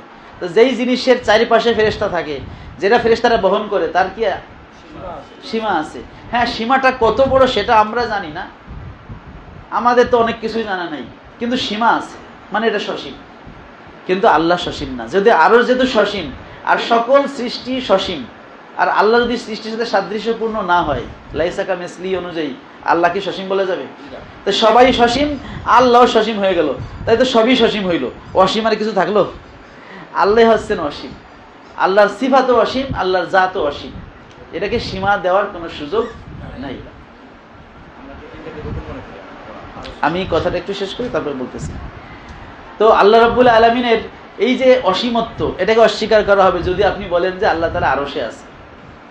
এখন বলবেন যে হুজুর তাহলে আর রহমান ও আলাল আরশি ইস্তাওয়া, এটা দিয়ে আপনি কি করবেন? উত্তর কি? আপনি বলবেন ইয়ানজিলুল্লাহু তাবারাকা ওয়া তাআলা ইলাস সামাইদ দুনিয়া ফি আখিরি সুলুসিল লাইল, শেষ রাত্রে আল্লাহ তাআলা দুনিয়ার আসমানে নুজুল ফরমান, আল্লাহ তাআলা আরশে ইস্তেওয়া হয়েছেন। এই যে আয়াত এবং হাদিসগুলো আছে, এর উত্তর কি? এই হাদিসের বাহ্যিক অর্থ নেওয়ার সুযোগ নাই। ইমাম নববী রহমাতুল্লাহ আলাইহি বলছেন, যদি কোরআন ও সুন্নাহর কোনো আয়াত বা হাদিসের বাহ্যিক অর্থ অকাট্য দলিলের খেলাফ হয়, তাহলে বাহ্যিক অর্থ পরিত্যাগ করতে হবে। কারণ কোরআন সবসময় বাহ্যিক অর্থে ব্যবহার হয় না, এখানে মাজাজের বিষয় থাকে, তাই না? কোরআনে আছে ওয়াস আলিল কারিয়া, গ্রামকে জিজ্ঞেস করো। তা আল্লাহ কি এমন একটা কথা বলতে পারে কোরআনে? গ্রাম কি জড় পদার্থ, গ্রামের সাথে কিভাবে জিজ্ঞেস করবো? সকল মুফাসসিরিনেরা বলছেন ওয়াসালুল করিয়া মানে ওয়াসাল আহলাল করিয়া, গ্রামবাসীকে জিজ্ঞেস করো। এখানে আহালটা উজ্জ আছে, এটা মাজাজ বলে। কি বলে? মাজাজে মুরসাল, যে এখানে জরফ দ্বারা ফাইলে জরফ উদ্দেশ্য, মানে গ্রাম দ্বারা গ্রামবাসী উদ্দেশ্য, স দ্বারা মাহফিজ স উদ্দেশ্য, হাদিসে আছে। সুতরাং যখন জাহেরি অর্থ নেওয়া যায় না, তখন মাজাজি অর্থ নিতে হয়। তো যেহেতু আমাদের যদি আল্লাহ তাআলাকে আমি আরশে বসাই, তাহলে আমার অকাট্য দলিলের খেলাফ হয়ে যায়। কারণ আল্লাহর অসীমত্ব, আল্লাহর পরিবর্তনহীনতা, আল্লাহর হচ্ছে অমুখাপেক্ষিতা, এগুলো অকাট্য দলিল দ্বারা প্রমাণিত। যেহেতু অকাট্য দলিল প্রমাণিত, তাহলে এমন ব্যাখ্যা, আমি এমন অনুবাদ, এমন তাফসীর করতে পারবো না যেগুলো এর বিপরীত হয়ে যায়। কারণ কোরআনের এক আয়াত কখনো অন্য আয়াতের বিপরীত হতে পারে না। তাহলে আর রহমান ও আল্লাহর আরশে ইস্তাওয়া কি হবে? তা আর রহমান ও আরশে ইস্তাওয়া তো নতুন নাজিল হয় নাই, এটা তো কোরআন আগের থেকেই আছে। আমাদের মুফাসসিরিনে কিরাম যেটা বলছে আমরা ওইভাবেই মেনে। আমাদের একদল মুফাসসিরিনে কিরাম তারা বলছেন যে এটা মুতাশাবিহাত আয়াত, আয়াতুস সিফাতগুলো মোল্লা জীবন বলছে এগুলো মুতাশাবিহাত। সুতরাং এর সঠিক ব্যাখ্যা কে জানেন? আল্লাহ তাআলাই ভালো জানেন। আমরা ইস্তাওয়া যেহেতু কোরআন শরীফে এসেছে, ইস্তাওয়া মানতে আমরা বাধ্য, কিন্তু ইস্তাওয়ার এমন অর্থ আমরা মানতে বাধ্য না যে অর্থ আল্লাহকে সাদৃশ্যপূর্ণ করে তোলে সৃষ্টির সাথে। কারণ ইস্তাওয়া শব্দের 16টা অর্থ আছে। আরজাতুল আহওয়াজি, এটা তিরমিজি শরীফের ব্যাখ্যা, এটা ইবনুল আরাবি আল মালিকি রহমাতুল্লাহ আলাইহি তিনি আরজাতুল আহওয়াজি লিখছেন। সেখানে তিরমিজি শরীফের হাদিসের একটা ব্যাখ্যায় তিনি উল্লেখ করেছেন যে এই ইস্তাওয়া শব্দের কয়টা অর্থ আছে? 16টা অর্থ আছে। এর মধ্যে কিছু অর্থ আছে যেগুলো বান্দার শানে যায়, আল্লাহর শানে যায় না। কিছু সব অর্থ আছে যেগুলো আল্লাহর শানেও ব্যবহার হয়, বান্দার শানেও ব্যবহার হয়। তাহলে আমি এমন অর্থটা কেন প্রয়োগ করব? ইস্তাওয়া শব্দের অর্থ জালাসা, এটা হয়, এটা আরবি ডিকশনারিতে আছে, কিন্তু জালাসা একমাত্র অর্থ না। ঠিক আছে? যদি জালাসা একমাত্র অর্থ হতো, তাহলে আল্লাহ আরশে বসছেন আপনি তরজমা করতে পারতেন। কিন্তু জালাসা অর্থ করলে তো সমস্যা আছে অন্য আয়াতের। কোরআনকে তো কন্ট্রাডিকশনারি বানানো যাবে না, একটার সাথে একটা দ্বন্দ্ব বাঁধানো যাবে না। তাহলে আর কি অর্থ আছে? আমরা দেখি ইস্তাওয়ার শব্দের ইস্তাউলা একটা অর্থ আছে। কি আছে? ইস্তাউলা। ইস্তাউলা মানে হচ্ছে ক্ষমতা গ্রহণ করা। কি করা?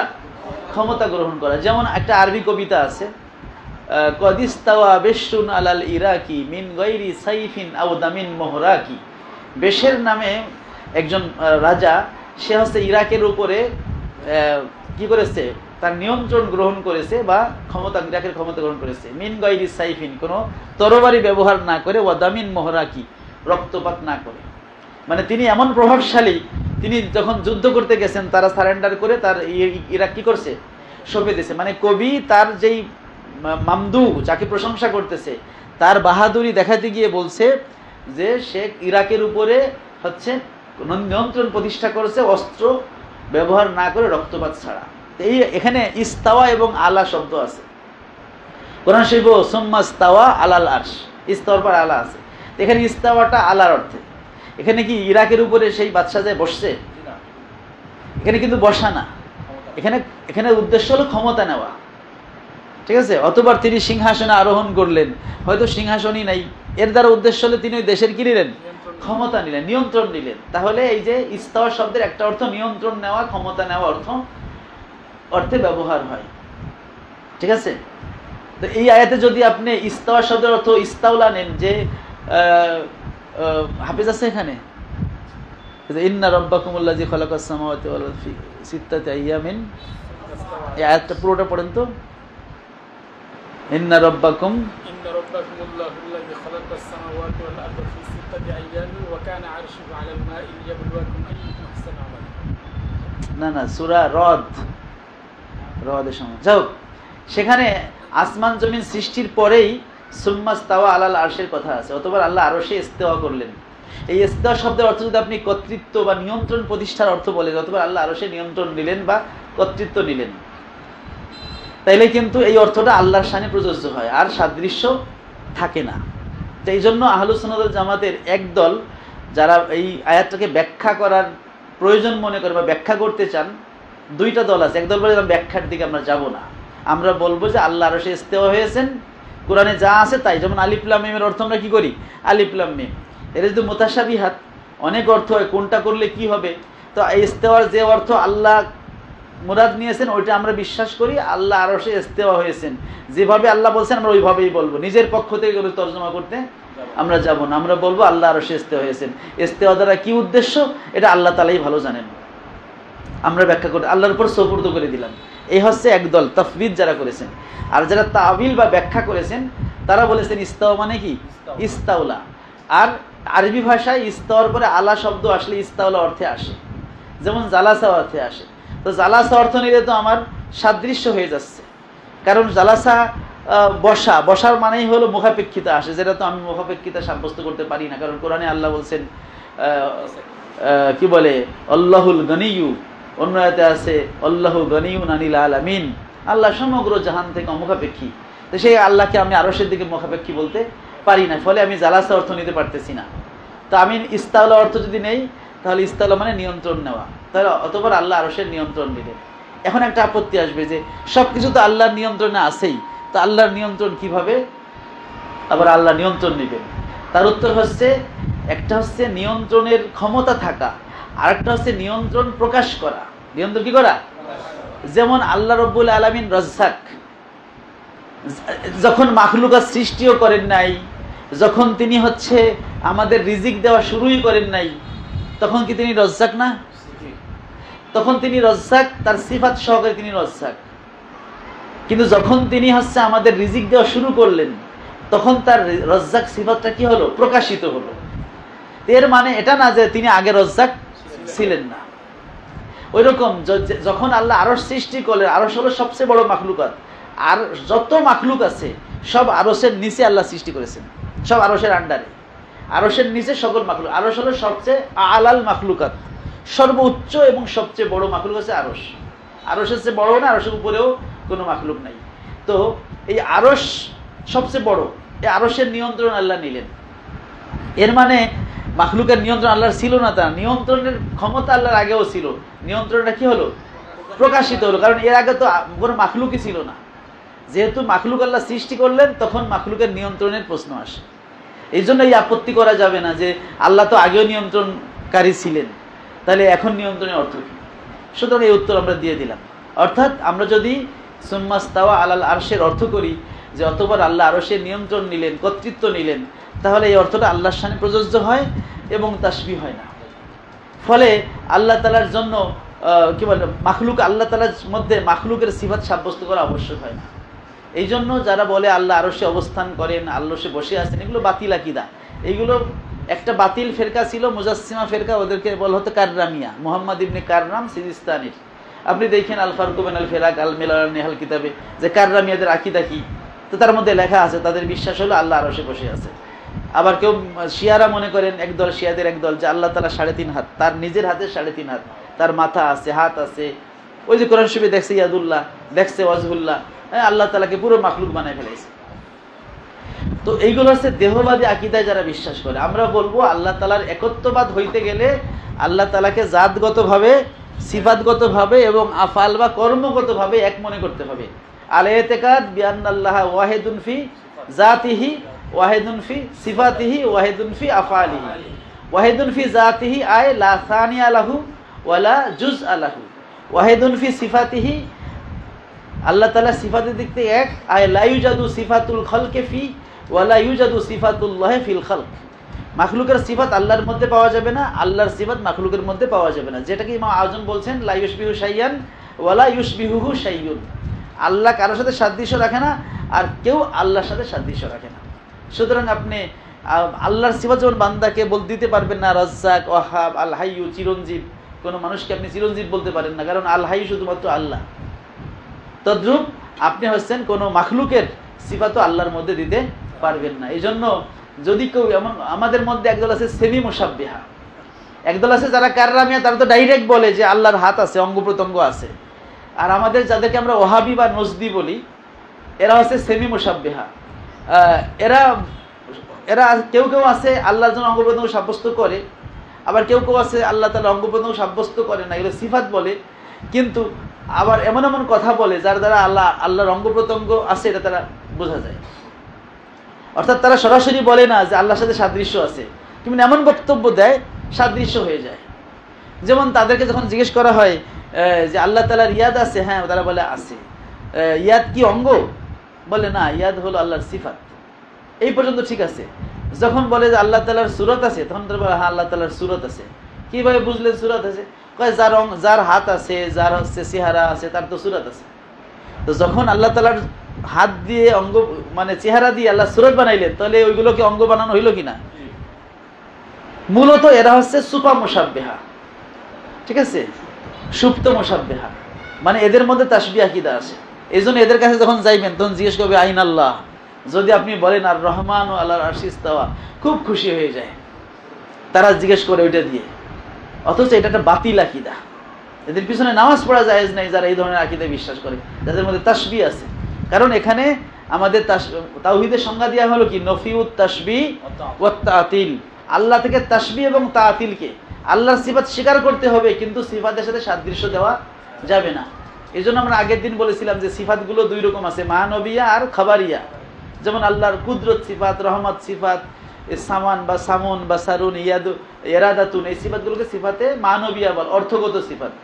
আর কিছু সিফাত আছে সিফাতে খবরিয়া, যেগুলো কোরআন শরীফে উল্লেখ আছে। যেমন ইয়াদ, ওয়াজ, নাফস, এই তিনটা শব্দ কোরআনে উল্লেখ আছে। এবং আযব আবু হানিফা রাহমাতুল্লাহ এইগুলোকে তার আল ফিকুল আকবার কিতাবে সিফাতে খবরিয়া, মানে বর্ণনামূলক সিফাত, মানে আল্লাহ তাআলার বর্ণনায় ওয়াসফে এই শব্দগুলো ব্যবহৃত হয়েছে। এই জন্য সিফাতে খবরিয়ার ব্যাপারে আমাদের আলেমরা, আহলে সুন্নাতের আলেমরা কেউ ব্যাখ্যা করেন, কেউ সমর্পণ করেন, মানে কেউ তাবিল করেন, কেউ তাফবিদ করেন। তাবিল করলে ইস্তাওয়ার ব্যাখ্যা ইস্তাওলা, তাবিল করলে ইয়াদ দ্বারা কুদরত উদ্দেশ্য, তাই না, ইয়াদ দ্বারা রহমত উদ্দেশ্য। যেমন ইয়াদুল্লাহি ফাওকা আইদিহিম, মানে সাহাবা একরামের হাতের উপরে কে ছিল? আল্লাহর হাত ছিল, মানে আল্লাহর দয়া, আল্লাহর রহমত এটা ছিল। তাহলে ইয়াদের অর্থ রহমত, এটা আরবি ডিকশনারিতে আছে, সেই হিসেবে আপনি রহমত ব্যাখ্যা করতে পারেন।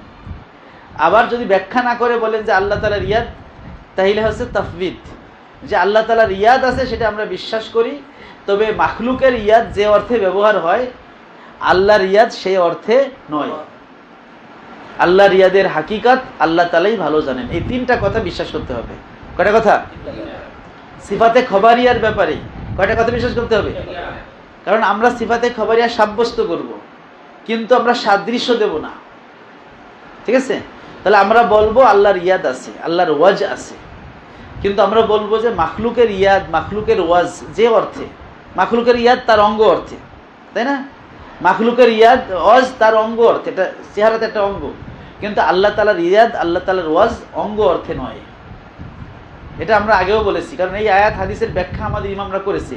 ইমাম আহমদ ইবনে হাম্বল বলছে লাইসাত বি জারেহা, আবু হানিফা রাহমাতুল্লাহ বলছে ইয়াদুহু সিফাতুহু বিলা কাইফ, আল্লাহর ইয়াদ আল্লাহর সিফাত ধরন মুক্ত ভাবে। তো আমাদের ইমাম আজম আবু হানিফা, ইমাম আহমদ ইবনে হাম্বল, ইমাম মালিক, ইমাম শাফি তারা বলতেছেন এইগুলোর ব্যাখ্যা করার সুযোগ নাই, এইগুলো হচ্ছে সিফাত বলে বিশ্বাস করতে হবে। ইমাম শাফি রহমাতুল্লাহ কি বলছেন?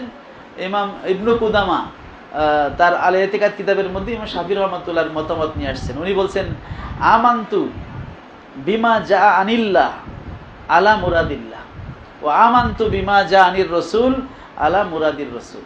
মানে আল্লাহ তাআলার পক্ষ থেকে যা কিছু এসেছে সেটা আল্লাহর উদ্দেশ্য মোতাবেক বিশ্বাস করলাম।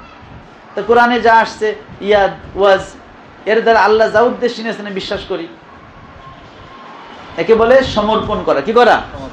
মানে আমার বিশ্বাসটাকে আমি আল্লাহর পর সুপর্দ করে দিলাম, সুপর্দ করা, যাকে বলে আরবিতে তাফবিদ। কি বলা হয়? তাফবিদ।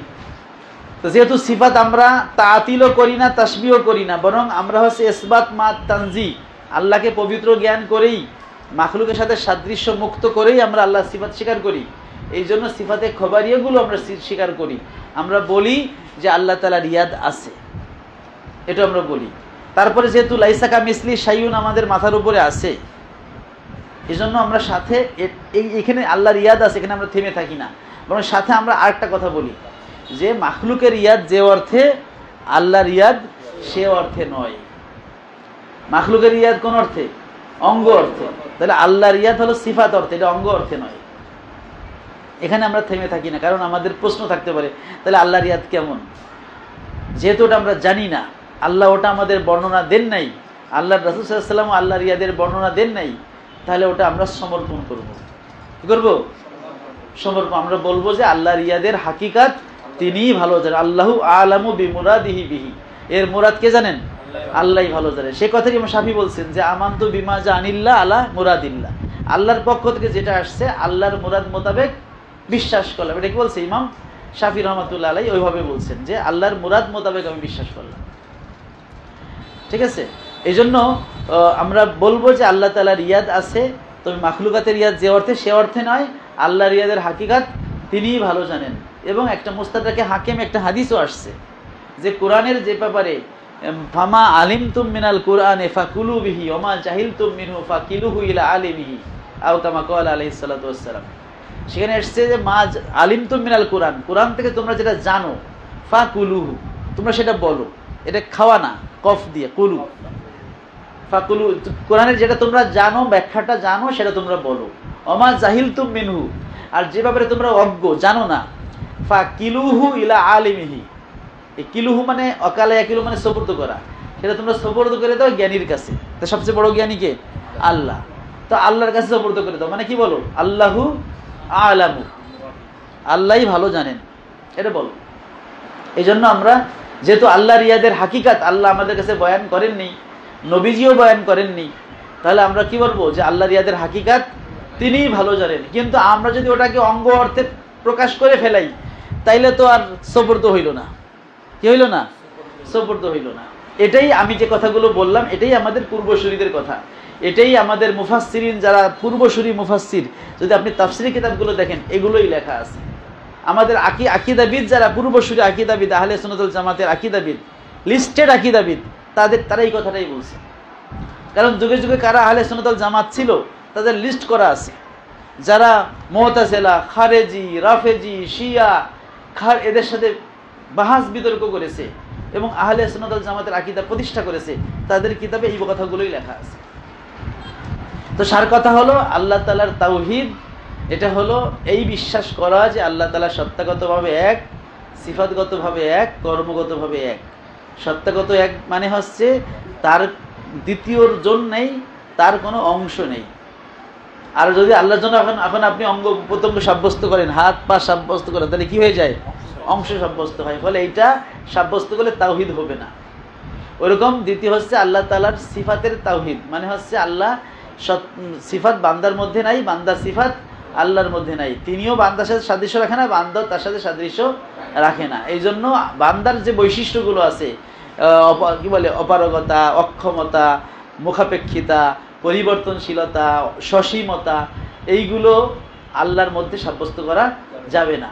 সুতরাং আল্লাহর শানে এমন কোনো বক্তব্য, এমন কোনো কথা বলা যাবে না, এমন কোনো ব্যাখ্যা দেওয়া যাবে না যে আল্লাহ তাআলাকে সসীম বলা আবশ্যক হয়ে দাঁড়ায়, আল্লাহকে পরিবর্তনশীল, আল্লাহ তাআলাকে মুখাপেক্ষী বলা আবশ্যক হয়ে দাঁড়ায়। এই জন্য আল্লাহ তাআলা আরশে বসে আছেন, এ ধরনের ব্যাখ্যা করার সুযোগ নেই। কারণ আমাদের পূর্বসূরীরা এভাবে করেন নেই। আমাদের পূর্বসূরীদের কেউ ইস্তাওয়ার অর্থ ইস্তাওলা করেছেন, আর কেউ ইস্তাওয়াকে ইস্তাওয়ায় রেখে দিয়েছেন।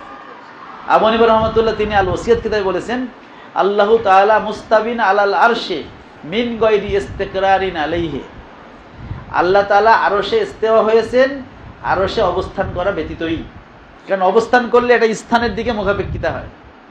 এই জন্য জুলুস এবং ইস্তিকরার এটা একই অর্থ, অবস্থান করা বা বসা, এই অবস্থান করা। এই জন্য যারা আর রহমান ও আল্লাহর আরশ ইস্তার অর্থ করে দয়াময় আল্লাহ আরশে অধিষ্ঠিত আছেন, হ্যাঁ, অধিষ্ঠিত হওয়া এটা হচ্ছে বসার ভালো বাংলা স্ট্যান্ডার্ড আর কি। ওই যে খাইছে আর খেয়েছে, আন্ডার ডিম আছে না, ভেন্ডি আর ঢেঁড়সে, সেরকম আইছে, আগমন করছে, শুভাগমন করছে, কয় কথা, একই কথা, ভাষার একটু মাধুর্য, তাই না? সুতরাং অধিষ্ঠিত হওয়া, সমাসীন হওয়া, এগুলো হচ্ছে বসারই একটু স্ট্যান্ডার্ড বাংলা। লাগলে বাংলা একাডেমি ডিকশনারি দেখে নিয়ে।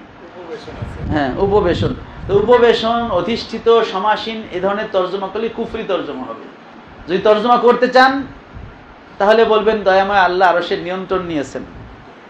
যদি না করতে চান দয়াময় আল্লাহ আরশে ইস্তেওয়া হয়েছেন, ইস্তেওয়া শব্দটা ইস্তেওয়া রেখে দিবেন। এবং আল্লামা আবুল ইউসুফ আল বাজদাবি রহমাতুল্লাহ উসুলুদ্দিন কিতাবে লিখছেন, এই মুতাশাবিহাত আয়াত এর যে শব্দগুলো আছে, ইয়াদ, ওয়াজ, ইস্তাওয়া, এগুলো যদি আপনি তর্জমা করতে চান, যদি আপনার শ্রোতারা এমন হয় যে তারা তার তর্জমা শুনে মুশাব্বিহা না হয়ে যাবে, সাদৃশ্য দিয়ে না ফেলবে, তাহলে তর্জমা করতে পারবেন। আর নইলে তর্জমা না করাই ভালো। ঠিক আছে? সুতরাং ইয়াদ, ইয়াদি, ইয়াদের অর্থ আমরা হাত করবো না। হাত করলেই তখন একজন বুঝে নেবে যে আমার মূর্খ, যে আমার শ্রোতা, সে বুঝে নেবে যে আমাদের মধ্যে আল্লাহরও হাত আছে, তা আমাদেরটা একটু ছোট, আল্লাহটা একটু বড়। নাউজুবিল্লাহ।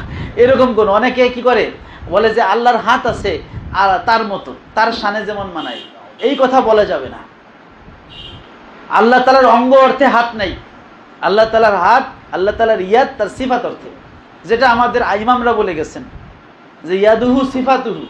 ইমাম আবু হানিফা বলেছেন স্পষ্ট আল ফিকুল আকবরে, ইমাম আহমদ ইবনে হাম্বল রহমাতুল্লাহ আলাইহি তিনি আল আকিদা কিতাবের মধ্যে, যেটা আবু বকর আল খাল্লাল রিওয়ায়াত করেছেন, সেটার মধ্যে তিনি স্পষ্ট উল্লেখ করেছেন, আল্লাহু ইয়াদানে লাইসাত বি জারেহা।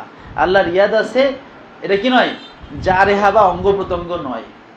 ওয়ালা মিন জিনসিল আসসাম, এটা দেহর মানে জাতীয় নয়। যেখানে ক্লিয়ার বলে দিছেন। সুতরাং অঙ্গ অর্থে আল্লাহ তাআলার জন্য ইয়াদ, ওয়াজ সাব্যস্ত করার কোনো সুযোগ নাই। এটা সিফাত অর্থে। ঠিক আছে? সিফাত মানে আল্লাহর বর্ণনা, এটাকে অঙ্গ অর্থে নেওয়াই যাবে না। অঙ্গ অর্থে নিলে আল্লাহকে জুজ সাব্যস্ত করা হবে, যেটা শিরক হয়ে যাবে। ঠিক আছে? তো এই জন্য এটা হচ্ছে তাওহীদ, যে আল্লাহ তাআলার সিফাতকে আল্লাহর জন্যই খাস রাখা। এখন এখানে আরেকটা প্রশ্ন আসে যে আল্লাহ তাআলার তাওহীদকে অনেকে ভাগ করে। অনেকে বলে যে তাওহীদ 3 প্রকার। কয় প্রকার? এটাও লামাজাবিদের বানানো কাহিনী। ঠিক আছে? এই ওয়াহাবিদের বানানো কাহিনী। আর তাওহীদকে কোনো ভাগ করে, তাওহীদ মানে একত্ববাদ, এর আবার ভাগের কি আছে? পূর্বসূরি উলামায়ে কিরাম কেউ তাওহীদের ভাগ করেন নাই। তাওহীদের কোনো ভাগ হয় না। ঠিক আছে? তারা কিভাবে ভাগ করে? যে বলে যে তাওহীদুল রুবুবিয়াত, তাওহীদুল উলুহিয়াত, তাওহীদুল রুবুবিয়াত, তাওহীদুল আসমা ওয়াস সিফাত। দেখেন ভাগটা, গ্রামারটা বুঝেন। ভাগ করার একটা গ্রামার আছে। কি আছে? যেখান থেকে ভাগটা হয় তাকে বলে মাকসাম। কি বলে? ভাগগুলোকে বলা হয় কেসেম। একটা ভাগের সাথে আরেকটা ভাগের সম্পর্কে বলে কসিম। যেমন মনে কালিমা, এটা হলো মাকসাম। কালিমাটা কি? আর এসএম ফেল হরফ হলো কালিমার কেসেম। 3টে মিলে আকসাম, সালাসাতু আকসাম, মানে কেসমুন কেসমুন কেসমুন, এই কেসেমের সাথে এই কেসেমের সম্পর্ক কসিম। যেমন ফেল এসএম এর কসিম, এসএম হরফের কসিম, ঠিক আছে? তো মাকসাম কেসেম কসিমের মধ্যে সম্পর্ক কি? এটা ভাগের গ্রামার, যে এক কসিমের সাথে আর এক কসিমের সম্পূর্ণ বৈপরীত্য সম্পর্ক থাকবে, সম্পূর্ণ বৈপরীত্য। যেটা এসএম সেটা কখনোই ফেল হবে না, যেটা ফেল সেটা কখনো হরফ হবে না। যদি এসএম এবং ফেলের সংজ্ঞা যদি একই হয় তাহলে দুই ভাগ করে লাভ আছে? দুটো তো এক ভাগই হয়ে গেল। তাহলে এক কেসেমের সাথে আর এক কেসেমের সম্পর্ক কি হবে? সম্পূর্ণ আলাদা। যে এর সংজ্ঞা একে, এসএম কে ফেল অর্থে, ফেল কে এসএম অর্থে ব্যবহার করা যাবে না, ঠিক আছে? ওটাকে রাখতে হবে ই অর্থে, কি বলে, মানে আলাদা রাখতে হবে। এটা হচ্ছে কেসেমের। আর মাকসামের সাথে, যেটা মূল কালিমার সাথে এসএম এর সম্পর্ক কি, যে প্রত্যেকটা কেসেম সম্পূর্ণ মাকসামকে দাবি করতে পারবে। অর্থাৎ মাকসামের সংজ্ঞাটা 100% কেসেমের উপর প্রযোজ্য হবে।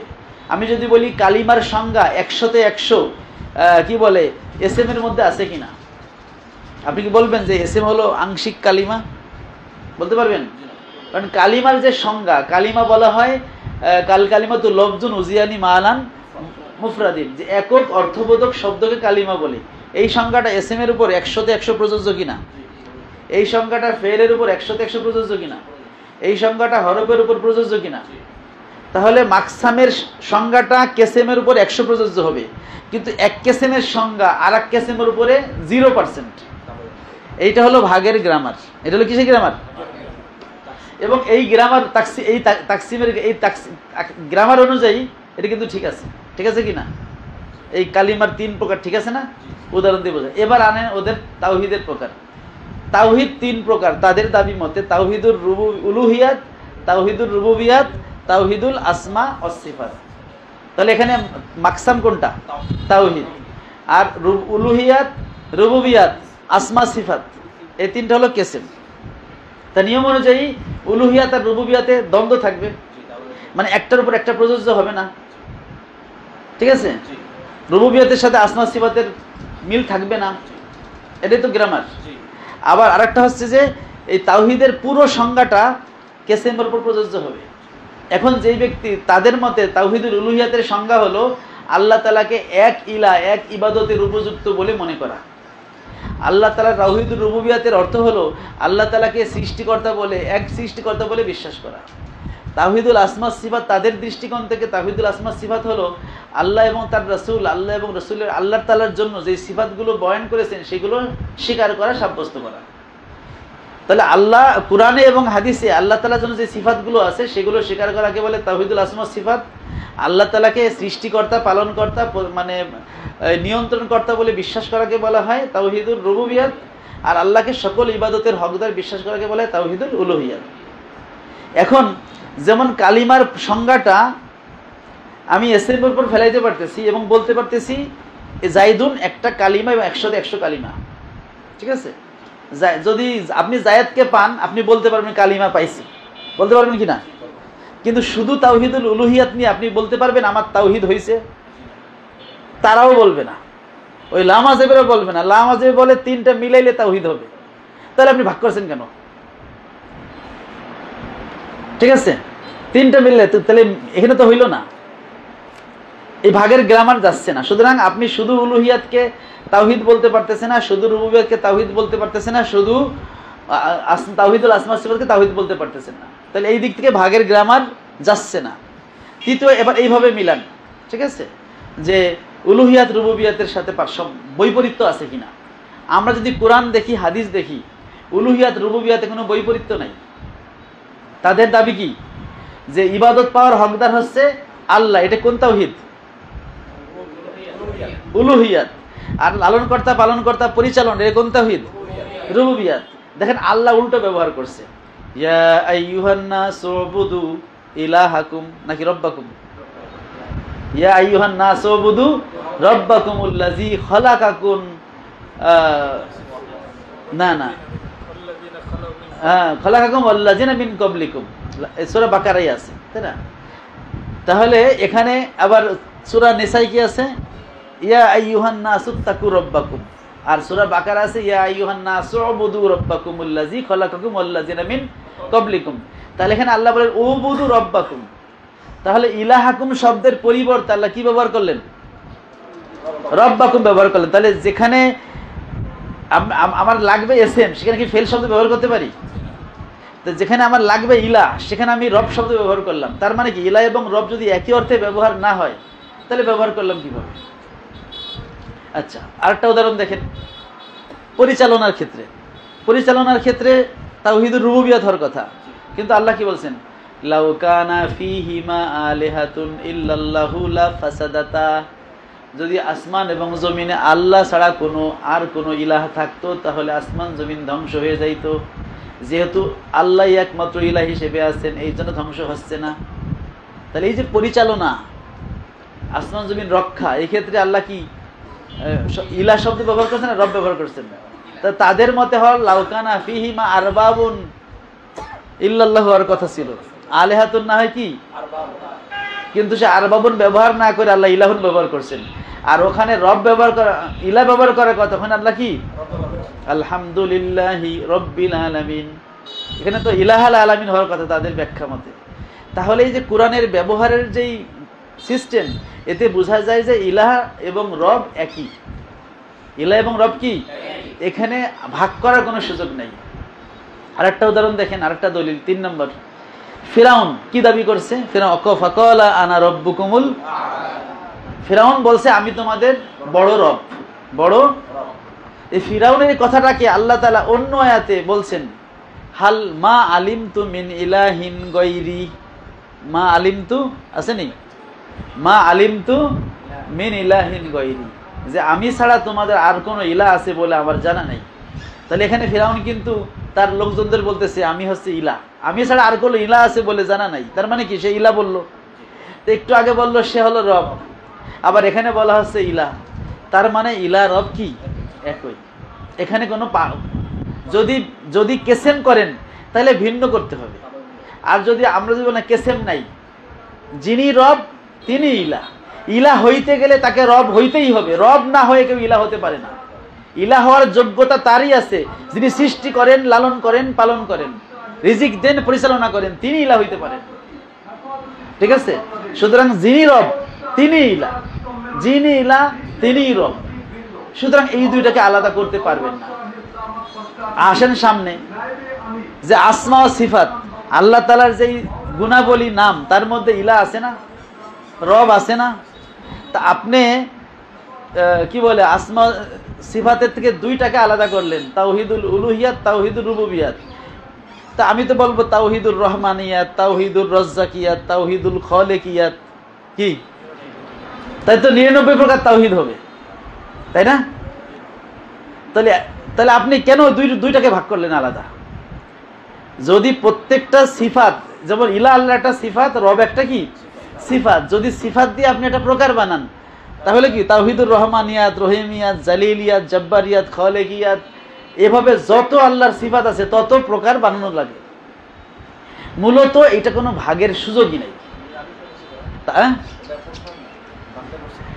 এটা প্রথমে ইবনু বাত্তা করছে, পরে ইবনু তাইমিয়া, ইবনুল কাইয়িম এরা করছে, এরপরে এই নজদি গ্রুপরা করছে। এদের মধ্যেই আহলে সুন্নাত ওয়াল জামাতে যারা উলামায়ে কেরাম, হানাফি হোক, শাফিঈ হোক এবং পূর্বসূরি হাম্বলি, পরবর্তী হাম্বলি না, পূর্ববর্তী হাম্বলি, তাদের কোনো কিতাবে তাওহীদের কোনো ভাগ লেখা নাই।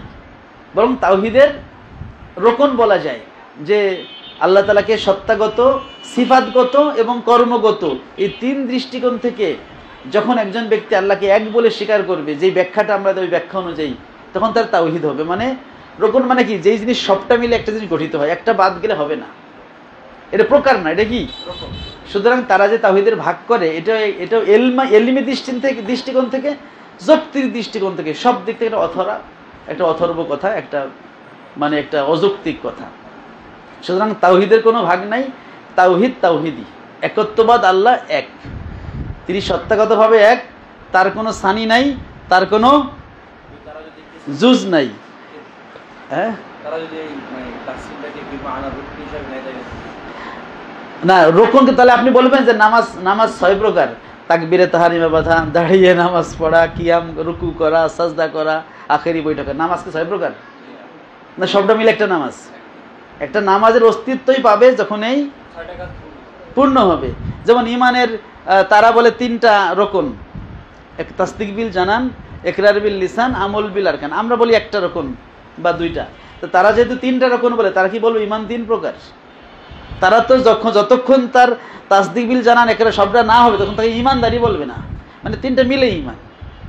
ঠিক আছে, তো তা যদি হয় তাহলে তুমি আকসাম করতে পারবে না। মানে আকসাম মানে এটা একটা মানে এলমি ভুল। শুধু লফজি বললে এর একটা খারাপ উদ্দেশ্য আছে। খারাপ উদ্দেশ্য হচ্ছে যখন আমরা বলি যে আমরা তাবাররুকে বিশ্বাস করি। কিসে বিশ্বাস করি? তাওয়াসসুলে বিশ্বাস করি। তাবাররুকে এবং তাওয়াসসুলে বিশ্বাস করি। আজকে মানে সকালে এক লোকে স্বপ্নে দেখতেছি, এক লোকে এরকম তাবাররুকের বিরুদ্ধে কথা বলতেছে। তা তিনি আমার হচ্ছে প্রিন্সিপাল হুজুরের সামনে অথবা এরকম মুরব্বীদের সামনে। তা আমি ওখানে আছে বসা ছিলাম। তা আমি বয়সে ছোট, তারপরেও আমার কেমন রাগ হয়ে গেছে, আমি দাঁড়ায় পড়ছি। আমি ওনার কথার মধ্যে আমি অবজেকশন দিচ্ছি যে আমার কথা আছে, আপনি তাবারুকের বিরুদ্ধে বলেন। কত হাদিস আছে এখানে তাবারুক। আমি কিতাবুল এতাসে আমি দেখাইলাম না যে হযরত আব্দুল্লাহ ইবনে সালাম, হ্যাঁ, উনি ওনার যেই আবু বুরদাকে কি বলছিল যে আমার বাড়িতে যদি আসো তোমাকে এমন মসজিদে নামাজ পড়তে দিব, এমন আমার মুসাল্লায় যেখানে নবীজি নামাজ পড়ছেন, এমন পেয়ালায় তোমাকে পানি খাওয়াবো যেই পেয়ালায় নবীজি কি করেছেন। এর মানে কি? যদি ওনরা এটা বরকত বিশ্বাস না করতো এই কথা বলার কোনো লোভ দেখানোর কোনো প্রয়োজন ছিল না। আরো আপনারা কিতাবুস সালাতে হাদিস পাবেন, উম্মে সুলাইম, উনি একজন হচ্ছে মহিলা সাহাবিয়া, মুরব্বী, বুড়া। উনি বলছেন ইয়া রাসূলুল্লাহ, আমি মাঝে মাঝে বৃষ্টি হয়, বুড়ি মানুষ, যাইতে পারি না জামাতে, তো আমার ঘরে এসে কি করেন এক জায়গায় নামাজ পড়ে দেন, ওইখানে আমি নামাজ পড়ব। আর এক সাহাবী আছে যেরকম বুখারীতে আছে, সম্ভবত জানায়েজের অধ্যায় বা সলাতের অধ্যায়ে, সেখানে উনি অন্ধ সাহাবী ছিলেন যে রাসূলুল্লাহ যখন শুকনা থাকে তখন আমি একজন সাহায্যকারী নিয়ে যাইতে পারি, কিন্তু যখন বৃষ্টি ঢল আসে, পাহাড়ের পানির স্রোত নামে, তো আমার বাড়ি থেকে মসজিদ একটু দূরে, আমি যাইতে পারি না, তখন আমি ঘরে নামাজ পড়তে হয়, তো আপনি আমার বাড়িতে এসে একটু নামাজ পড়ে দেন, ওখানে আমি নামাজ পড়ব। নবীজি পড়ছেন না, নবীজি গিয়ে নামাজ পড়ছেন, দাওয়াতও খাইছেন ওই বাড়িতে। মানে নামাজ পড়ার পরে আবার উনি খাবার টাবার রান্না করছে, আশেপাশে সবাইকে ডাইকে নাস্তাটাও খাবারটাও খাইছেন। সুতরাং আমরা তাবাররুকে বিশ্বাস করি, তাওয়াসসুল ওসিলা দেওয়াকে বিশ্বাস করি।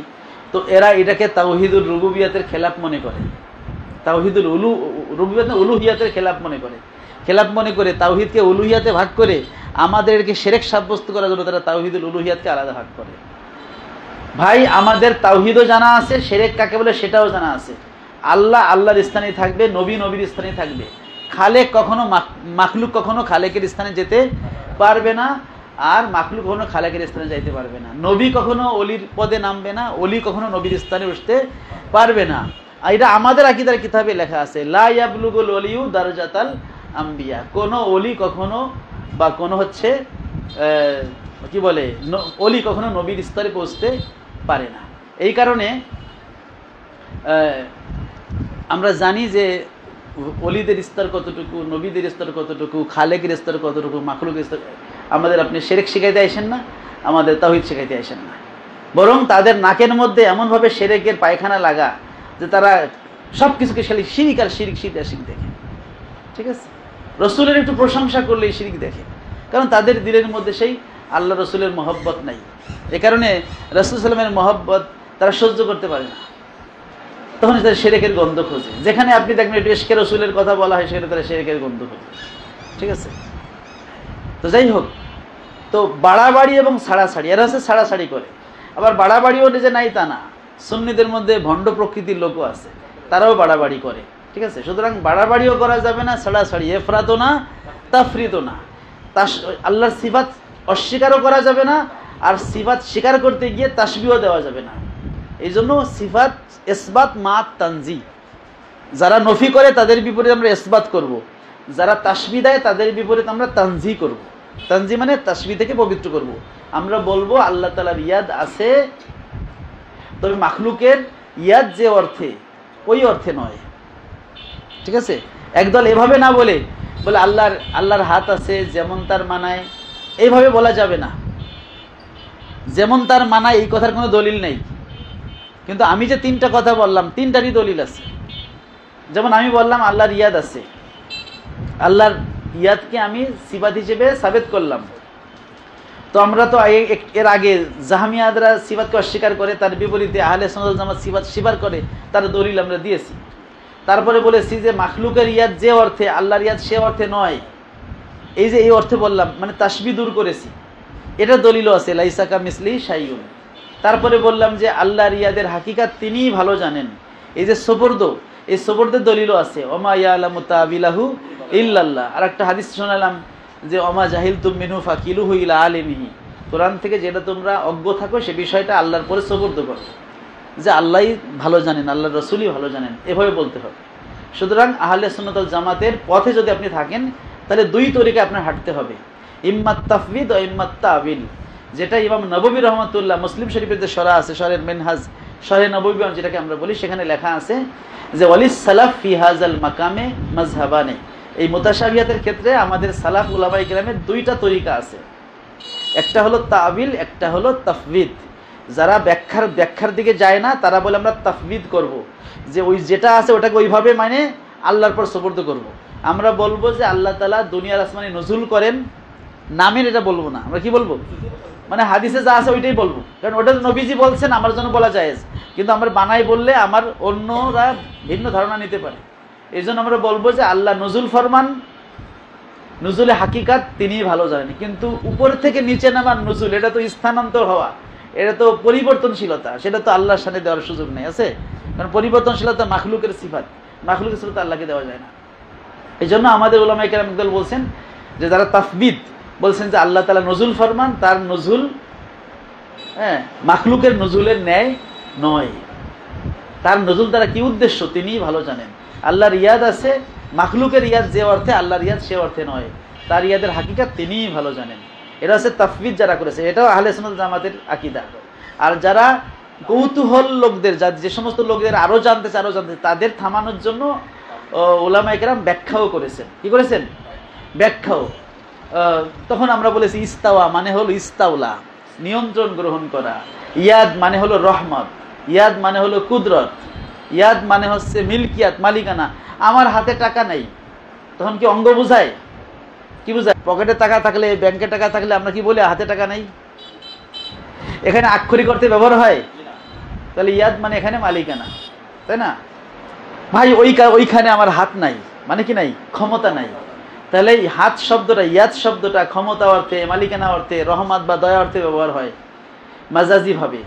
তো সেইখানে আমরা যেহেতু হাকিকি অর্থ নেওয়া সম্ভব হচ্ছে না তাসবির কারণে, আমরা আল্লাহর ক্ষেত্রে মাজাজি অর্থ নিতে পারি। যারা তাবিল করেছেন তারা মাজাজি অর্থ নিয়েছেন। এবং তাবিল করার যে বৈধতা আছে তার দলিলও বুখারী শরীফে, মুসলিম শরীফে আছে, যেটা আব্দুল্লাহ ইবনে আব্বাস রাদিয়াল্লাহু আনহু থেকে হাদিস আছে যে কিয়ামতের দিন আল্লাহ তাআলা বলবেন, রাসূলুল্লাহ সাল্লাল্লাহু আলাইহি ওয়াসাল্লাম বলছেন যে আল্লাহ তাআলা বলবেন, বান্দা আমি ক্ষুধার্ত ছিলাম, আমাকে খাবার দাও নাই। বান্দা বলবে যে আল্লাহ আমি অসুস্থ ছিলাম, আমার সেবা করো নাই। এরকম হাদিস আছে না একটা? তখন বান্দাই বলবে যে আল্লাহ আপনি তো খাবার খান না, আপনার তো প্রয়োজন নাই, আপনি তো অসুস্থ হন না। তখন আল্লাহ কি বলবেন? আল্লাহ বলবে যে তোমার প্রতিবেশী আমার বান্দা, সে অভুক্ত ছিল, তাকে খাওয়াইলেই আমাকে খাওয়ানো হইতো, তার সেবা করলেই আমার সেবা। এটা কি ব্যাখ্যা, তাবিল বা ব্যাখ্যা হইল কিনা? তাহলে আল্লাহর অসুস্থ হওয়া মানে কি? বান্দার অসুস্থ হওয়া। তাহলে এখানে তাহলে ব্যাখ্যা হইল না? কেন ব্যাখ্যা করতে হয়েছে? কারণ আল্লাহকে অসুস্থ বলার সুযোগই নেই। আল্লাহ তো কুল্লি শাইইন কদির। অসুস্থ কখন হই? যখন জীবাণুটা আমার উপরে ক্ষমতাশালী হয়, তখন আমার রোগ প্রতিরোধ ক্ষমতার উপরে আমার জীবাণুর ক্ষমতা বেশি হয়, তো অসুস্থ হয়ে যায়। কিন্তু যার রোগ প্রতিরোধ ক্ষমতা আছে সে কি অসুস্থ হতে পারে? তাহলে অসুস্থ হওয়া মানে দুর্বলতার প্রকাশ। তো ইন্নাল্লাহ আলা কুল্লি শাইইন কদির, তো আল্লাহ তো সবচেয়ে কদির, আল্লাহর উপরে দুর্বলতা কেউ প্রকাশ করতে, আল্লাহর দুর্বলতা প্রকাশ পাবে না। ফলে আল্লাহর অসুখ হওয়ার কোনো সুযোগ নাই। কিন্তু তারপরেও আল্লাহ বলছেন মারিত্তু আলাম তাউদনি, বান্দা আমি অসুস্থ ছিলাম, তুমি আমাকে সেবা করো নাই। পরে আবার আল্লাহই ব্যাখ্যা দিচ্ছেন যে আমি অসুস্থ ছিলাম মানে হলো আমার বান্দা অসুস্থ ছিল। তাহলে আল্লাহর বান্দার অসুস্থ আল্লাহ নিজে প্রকাশ করলেন, এই মাজাজ বলে। কি বলে? তাহলে এখানে আল্লাহ কিন্তু ব্যাখ্যা দিয়ে দিলেন যে আমার অসুস্থ হওয়া ইকুয়াল টু আমার বান্দার অসুস্থ হওয়া। তাহলে এই ধরনের যে আল্লাহর দিকে কোনো কিছু নিসবত হয়েছে ওটাকে হুবহু না রাইখে ব্যাখ্যা দেওয়ার যে সুযোগ আছে সেটা আল্লাহই দেখাই দিলেন, তাই না? এখন আপনি যদি বলেন যে না, যেহেতু হাদিসে আছে আল্লাহ অসুস্থ হয়, তা আমরা বলবো আল্লাহ অসুস্থ হয় আল্লাহর শানে যেমন মানায়। বলতে পারবেন? ওই যারা বলে আল্লাহর হাত আছে আল্লাহর শানে যেমন মানায়, তা আল্লাহ আপনি বলতে পারবেন যে আল্লাহ অসুস্থ হয় যেমন আল্লাহর মানায়? আপনি কি বলতে পারবেন যেমন আলিয়াউমা নানসাকুম কামা তানসাউনা লিকা আছে না, কামা নাসিতুম লিকা ইয়াউমিকুম হাযা, আলিয়াউমা নানসাকুম, আজকে আমি তোমাদের ভুলে যাব। এমনকি আপনি বলতে পারবেন যে আল্লাহ ভুলে যান যেমন তার শানে মানায়, অথচ অন্য আয়াতে আছে ওমা কানা রব্বুকা নাসিয়া, আছে কিনা? ওমা কানা রব্বুকা নাসিয়া, মানে তোমার প্রভু কখনো ভুলেন না। আল্লাহ কি ভুলে যান? আল্লাহ কখনোই ভুলেন না। তো এক আয়াতে বলতেছেন আল্লাহ কখনো ভুলেন না, আর এক আয়াতে আল্লাহ বলছেন আলিয়াউমা নানসাকুম, আজকে আমি তোমাদের ভুলে যাব। তাহলে এটা কি আপনি যা আছে হুবহু অর্থ করতে পারবেন না ব্যাখ্যায় যেতে হবে? তাহলে আল্লাহর শানে কোনো কিছু থাকলে যদি ব্যাখ্যায় যেতে হয়, তাহলে ইয়াদুল্লাহ আল্লাহর শানে কেসে আপনি এর ব্যাখ্যায় আপনি কেন যাবেন না? ওয়াজুল্লাহর কেন ব্যাখ্যায় যাবেন না? যদি ওয়াজুল্লাহরে আপনি ওয়াজুলরে অঙ্গ ধরেন তাহলে তো বিপদে পড়ে যাবেন। আল্লাহ বলছেন কুল্লু শাইইন হালিকুন ইল্লা ওয়াজহা, সব কিছু হালাক হয়ে যাবে আল্লাহর ওয়াজ ব্যতীত। তো ওয়াজ এবং ইয়াদ দুইটা তো আলাদা সিফাত। ওয়াজ কি ইয়াদ, ইয়াদ কি ওয়াজ না আলাদা? তো তাদের কথা মতে ওয়াজ ধ্বংস হবে, ইয়াদ ধ্বংস হবে না। এমন কি মানে ওয়াজ থাকবে আর বাকিগুলো ধ্বংস হবে? আল্লাহ কি এমন? আল্লাহর সত্তা ধ্বংস হবে না। এখানে ইয়াদ ওয়াজহুল্লাহ মানে জাতুল্লাহ বা মুলকুল্লাহ। ইমাম বুখারী পাক হচ্ছেন মুলকুহু, আল্লাহর রাজত্ব ধ্বংস হবে না। ঠিক আছে, তার এখানে আপনার ব্যাখ্যা করতেই হবে, করতে হবে কিনা? সুতরাং আল্লাহর শানে কোনো কিছু গেলে ব্যাখ্যা করা যাবে না, তাবিল করা যাবে না, এই কথা সঠিক না। বরং তাবিল করা যাবে, এটা কুরআন সুন্নাহর নির্দেশনা। এই জন্য আহলুস সুন্নাত ওয়াল জামাত এর উলামায়ে কেরাম পরবর্তী যারা মুতাআখিরিন তারা তাবিলের পক্ষে, তারা তাবিল করেন, যেহেতু তাবিল করার প্রমাণ হাদিসে এবং কোরআনে আছে। আর যারা মুতাকাদ্দিমিন তারা তাহবিদের পক্ষে, অত ঝুঁকি ঝামেলার দরকার নাই। আমরা কোরআন মোতাবেক কথা বলবো, আল্লাহর ইয়াদ আছে, মাখলুকের ইয়াদের সাথে সাদৃশ্য নাই, মানে মাখলুকের ইয়াদ যে অর্থে ওই অর্থে নয়, আল্লাহর ইয়াদের হাকিকাত তিনি ভালো। এই তিনটা কথা আমরা বলবো যদি আমরা তাফবিদ করি। আর তাবিল করলে যেটা আমাদের উলামায়ে কেরাম তাবিল করেছেন সেভাবে। এই তাফবিদ এবং তাবিল দুটাই তানজির মানে সিস্টেম বা তানজির দুইটা প্রকার, এই জন্য তাফবিদ এবং তাবিল। কিন্তু যারা লামাজাবি দেখবেন এরা তাবিল করলে বলে এটা হচ্ছে আল্লাহর কি বলে সিফাত স্বীকার করে নাই, সিফাত স্বীকার করে নাই, মানে ওদের মতো করে আমরা স্বীকার করি নাই, এই জন্য বলে সিফাত। আমরা অবশ্যই সিফাত স্বীকার করি, কিন্তু তোমাদের মতো তাসবিহ আকীদায় নয়। আন্নাহুম আসবাতু ফাবালাগু ফাশাব্বাহু, তারা সিফাত সাব্যস্ত করতে গিয়ে মুবালাগা করে বাড়াবাড়ি করে মুশাব্বিহা হয়ে গেছে। ওয়া আখারুনা নাফাউ ফাআত্তালু, আরেক দল আছে সিফাত নফি করতে গিয়ে মুআত্তাল হয়ে গেছে। আমরা মুসবিতা মুনাজ্জিহা, আমরা আল্লাহর সিফাতকে স্বীকার করি এবং তানজির সাথে মাখলুকের সাথে সাদৃশ্যহীন অবস্থায়, সাদৃশ্য বর্জন অবস্থায়। ঠিক আছে, তো এটা হলো তাওহীদের সংক্ষিপ্ত ব্যাখ্যা।